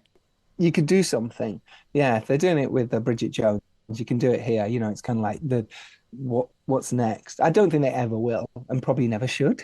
But the fact is, we can visualize that. And if someone said, "Hey, here's a blank check, Giles. What do you want to go make?" I'll get Tom. I'd probably do The Hobbit. Yeah. The Hobbit with Tom Cruise. No, I would. You know, if I had a blank check, I don't think I'd make this movie. But I definitely would see it, and I'd love to see what Cameron Crowe would do with it now when he's an older man, if you like, and Tom Cruise and the characters are. It'd be good to make a movie that could pass the Bechdel test, right? Because literally every woman in this movie just talks about men. Yeah, absolutely. Yeah, you're so right. But, I mean, it's still a great movie. I didn't watch it for a long time, so I rewatched it preparing for today, and I was like, I remember watching this in the cinema. I wanted to be a sports agent for so long. Yeah. So I thought, that's what I want to do. Yeah. I'm not going to be a brilliant sportsman, but I could do that bit. Totally. It just made you believe in things. And I think what's good about that movie, and you're right, it wouldn't pass the test now at all. But what's good about the movie is that it gives you, as a layman, as an ordinary person, the opportunity to say, well, hang on, if Tom Cruise can leave that amazing, powerful job and be at rock bottom, but yet start again and succeed, I can too. The one that popped into my head straight away, and keeping on with almost predictably a Nicolas Cage tangent to some of my answers today, National Treasure 3. I think it has to be National Treasure 3. Yes. Dave has been waiting for this for a long time. I feel like you've just been putting a lot of like goodwill. You've been really wishing positive vibes for this to happen, and then Silly Goose McGee comes along over here. No, not Silly Goose McGee. You're a very sensible person. And I'm going to put that on my CV. Yes. Take that, Mom. National Treasure is one of the movies of Nicolas Cage that even when I speak to people who are like, I'm not a fan of Nicolas Cage, but I do like National Treasure. I think it's such like a soft spot for a lot of people. It's just easy watching. It's just a nice adventure, like country sprawling, world sprawling adventure. The second one didn't quite live up to the first one. Because how, it's almost ridiculous. It's like, how do you top stealing the Declaration of Independence? You steal the president. So one of the big things a third one would have to do, and people have asked for it for like, what has it been? Well over 15 years now. Every other year something comes out to say, oh, it's starting up again, and then it goes away. I think the last rumour was that Keanu Reeves and Nicolas Cage were going to be in National Treasure 3, which would be incredible. But it's not going to happen. Nick Cage at this point, I think he's absolutely sick and tired of being asked about it. I think he is, yeah. He said, I think he was on the interview trail for Arcadian, and then someone asked him, and he's like, at this point, I don't think it's happening. Like, there's no magic. You won't ask Disney about all this. Like, the magic's gone. And he just did a really sly shit on Disney, saying like, it's their fault. I'd be up for it. But then you also think like Nick Cage, he's in his 60s now. How much? Not that he couldn't. I mean, they won't stop bringing Indiana Jones back. Let the man rest. Yes. Kill him. Kill Indiana Jones. He's done. So I fear it'd be like, oh, I'd like you too old. It's a bit uncomfortable. You'd have to top the Declaration of Independence. They tried to reboot it with the Disney Plus TV series, focusing on a younger cast. And they did have like the character of like Riley back. They did, I think they wanted to build to getting Nicolas Cage back. Nicolas Cage kind of denied all knowledge about being associated with it or being asked to do it. The makers said he was asked. He said he was never asked. But I think everyone, and even though the TV series, I watched a few episodes, and I will say, I think it could have deserved a second season, if I'm being really fair. It was written by the same people as the first two, the Wibblies, which is the best TV duo and film duo of writers out there. Like, that's what a sweet name. They also wrote Bad Boys, which is insane. Wow. The Wibblies are behind National Treasure and Bad Boys. They had one of the most unprecedented runs of summer films in the 2000s. They also did Charlie's Angels Full Throttle. Oh. It was going so well. The Wibblies have left a legacy, I'll say that much. God bless them. I was checking the Rotten Tomato scores of National Treasure 1 and 2, and I'm shocked. Have you looked at them? I have a horrible feeling. If it's anything like the way of like Con Air, where Con Air is considered rotten on Rotten Tomatoes. Well, the first one is critics. This is critics, 46%, which is madness.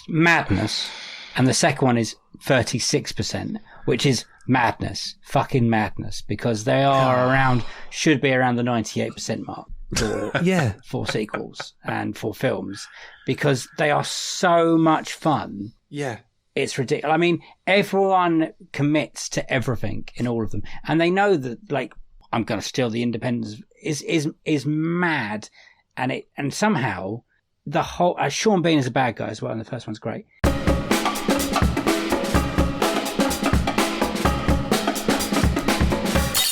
And that was season 6. Bravo, sir. We did it. High five. High five. Yeah. High five. Virtual high five. Yeah. Yes. Another season in the bag. We got there. We did. And it always amazes me when we start out the season and we're like, oh, it's finding it really hard to get guests this season. It's really hard to get people to say yes, and getting people booked in, and timings never quite work. And then suddenly we're at the end of the season and we've done 12 episodes and we're like, what? Done 12 episodes, done 12 sequel sessions. 12 amazing guests as well. Incredible. Bit of life of an independent podcaster, and how difficult it is to get, people that people want to listen to. Yeah. And how shit social media is to try and contact those people is now.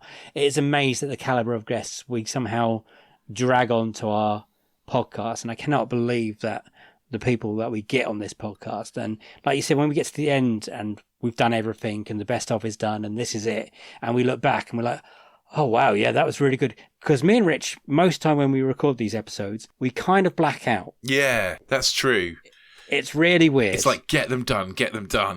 And I'll be honest, probably the worst few months in terms of my personal life, the worst few months I've had for quite a while, at least a couple of years. And that's a low bar. It is a low bar, considering my wife had cancer, I've nearly died. All these things that have happened in the last couple of years, and these few months were the worst. Jesus. We're hopefully coming through the end of that. Yeah, we are hopefully coming through the end of that. And to record 12 episodes of a podcast and keep my brain from exploding in that time. And don't forget, it's not just these 12 interview episodes. We also do all the other extras, like another slice and an extra episode every week as well. So doing all that and everything else I'm trying to juggle, and that you're trying to juggle because you've got life to lead as well. Yeah, it's my life is not quite as hectic as your life. But it's been wild. We've seemed to have crossed at a certain point. Yeah. But thank you to our guests. This used to be a fun part for me, seeing Rich try and remember the guests. But now we've got a spreadsheet. So go do it. So list them off. I'm going to list them in order as well, because I've got a spreadsheet now and I know. So we kicked off with Tez Ilyas, brilliant comedian. Absolutely love him. I really like Man Like Mubin, and his character 8 in that is my favourite character, and so much so that season 4 of Man Like Mubin wasn't as good without Tez. I'm so glad we got him on. He's incredible and I love him, and he was the perfect guy to kick off the season. Really, really good. Then we have Matt Brothers, also another brilliant podcaster.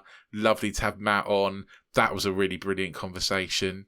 We had Genevieve Hassan, another brilliant podcaster, filmy person, so interesting to talk to. One of the best sequel sessions. It was so good. I love talking to Genevieve. She is amazing. Then we had the Tom Melia, the writer of Rye Lane, and also Hollyoaks, as it turns out.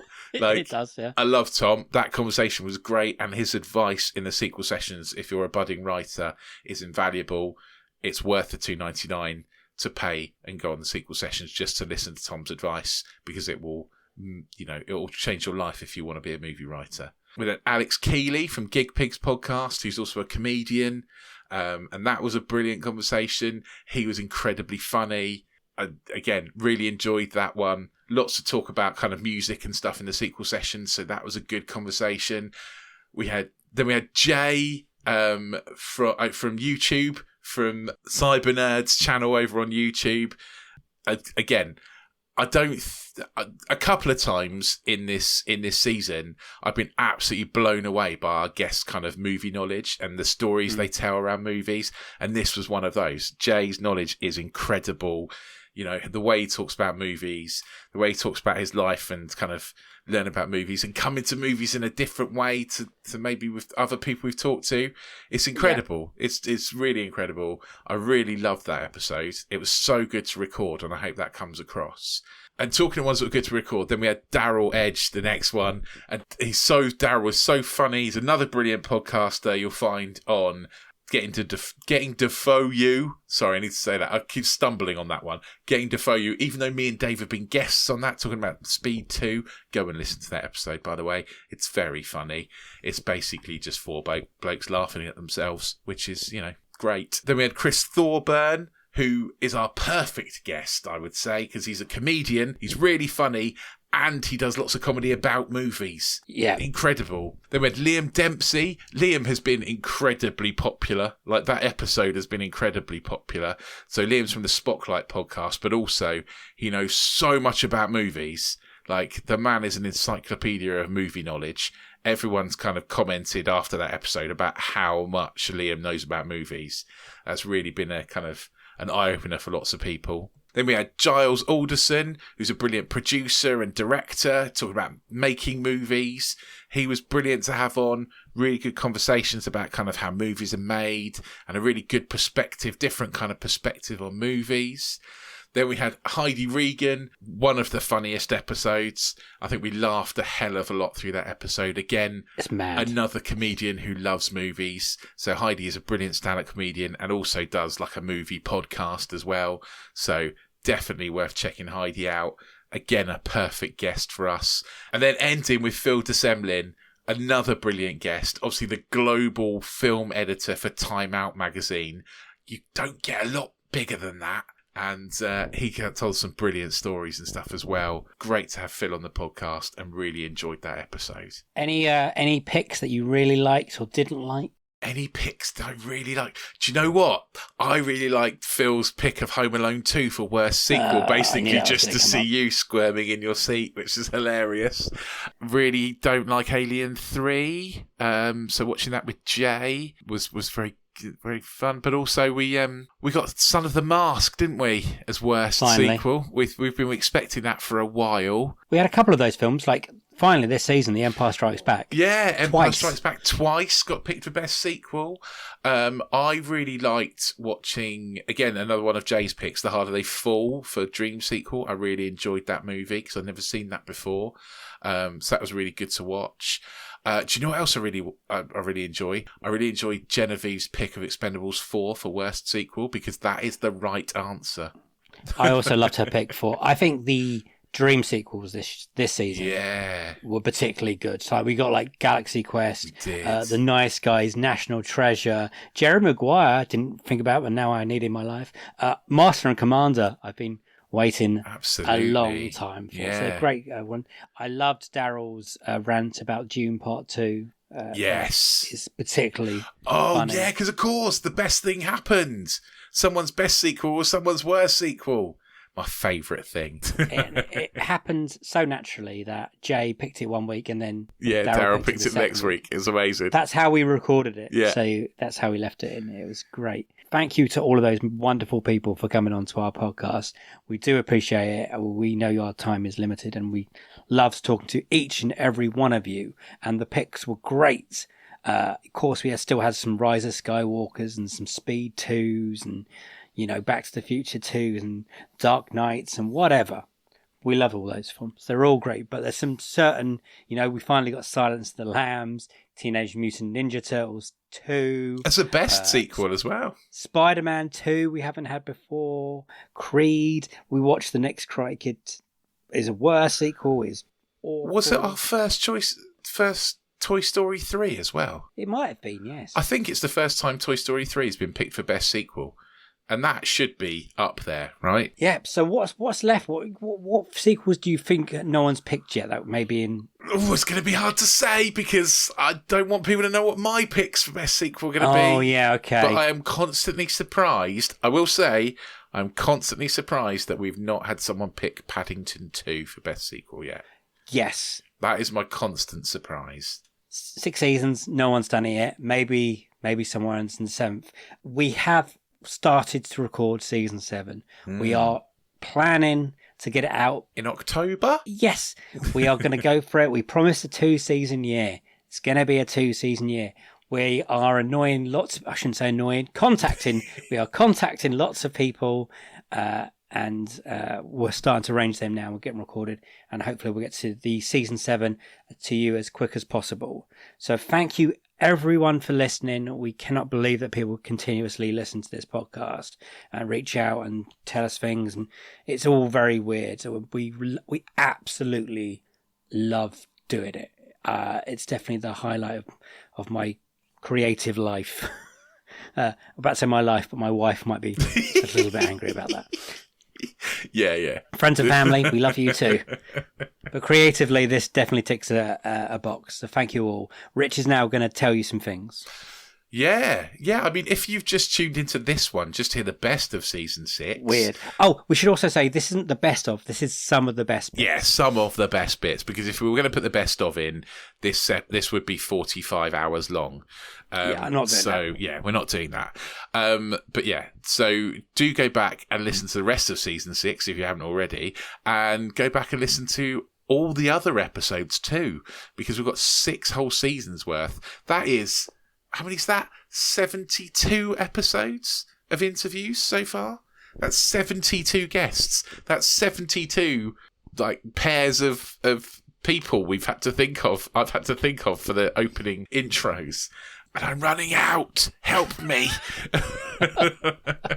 God knows what I'm going to do next season. But yeah, we'll figure it out. Yeah, so go back, give those a listen. Whilst you're there, if you could go onto Apple Podcasts and give us a 5-star rating, we'd really appreciate that. We need to get to 200 ratings on Apple Podcasts so that we can become verified Rotten Tomatoes critics, which we'd really like to do. So please go on there and do that. Tell your friends to go on there and do that for us as well. We would really appreciate that. Once we get to 200, we will do some sort of competition for the listeners to win something to celebrate. I don't know what it will be. We don't know what the competition will look like, but we will do something. Like we said, season 7 will be coming very soon. Like we said, October. That's only 6 weeks away. That's not very long. So we'll be coming. Oh God. We'll be coming back with season 7 very, very soon. So yeah, do tune in for that one. We have started recording it already. Also, keep subscribing. Hit the auto download button. Drop into your pod player choice at least once a week, because we are carrying on with all our extra episodes every Friday, so you can hear more from us. If you really like us, if you just start tuning in for this season, then do join us over on anotherslice.com/unequal sequel, where for $2.99 a month, which is a bargain, by the way, you also get Disenfranchised and Box Set Mentality, 2 extra podcasts. Plus, you'll be able to hear all the extra bits from this season's worth of sequel sessions. You'll also get those on the last 2 seasons as well. So there's lots of sequel sessions to go and listen to. But some of the sequel sessions in this episode, almost as long as the episodes. So definitely worth going and listen to. Lots of extra chat with our brilliant guests. And yeah, I think that's probably about it, right? Yeah, that's done. We're done for season 6. We can. Wow! It's now in the back mirror. We're looking forward. Wow! We're looking forward. So thank you, everyone. We'll see you in October. This feels like, for me, editing-wise, a bit of a holiday. So I'm looking forward to having a bit of a rest, even though some weeks I still have to edit like 3 podcasts. Yeah. But it is a bit of a rest. So we'll see you in, hopefully, October. We keep saying October, so we have to do it. Mm-hmm. So we'll see you then, season 7. Come on, baby. So it's a goodbye from me. Bye-bye. It's a goodbye from him. Bye! See you on the next one, sequel to this one. Have a great week. I forgot to mention my biggest surprise of the year, which was Exorcist 3. Oh, yeah. I really liked that film. I was so surprised. It was better than I thought it was going to be. Yeah. It was much better than I thought it was going to be. Teenage Mutant Ninja Turtles Secret of the Ooze was better than I thought it was going to be too. No, that's still rubbish. Still bad.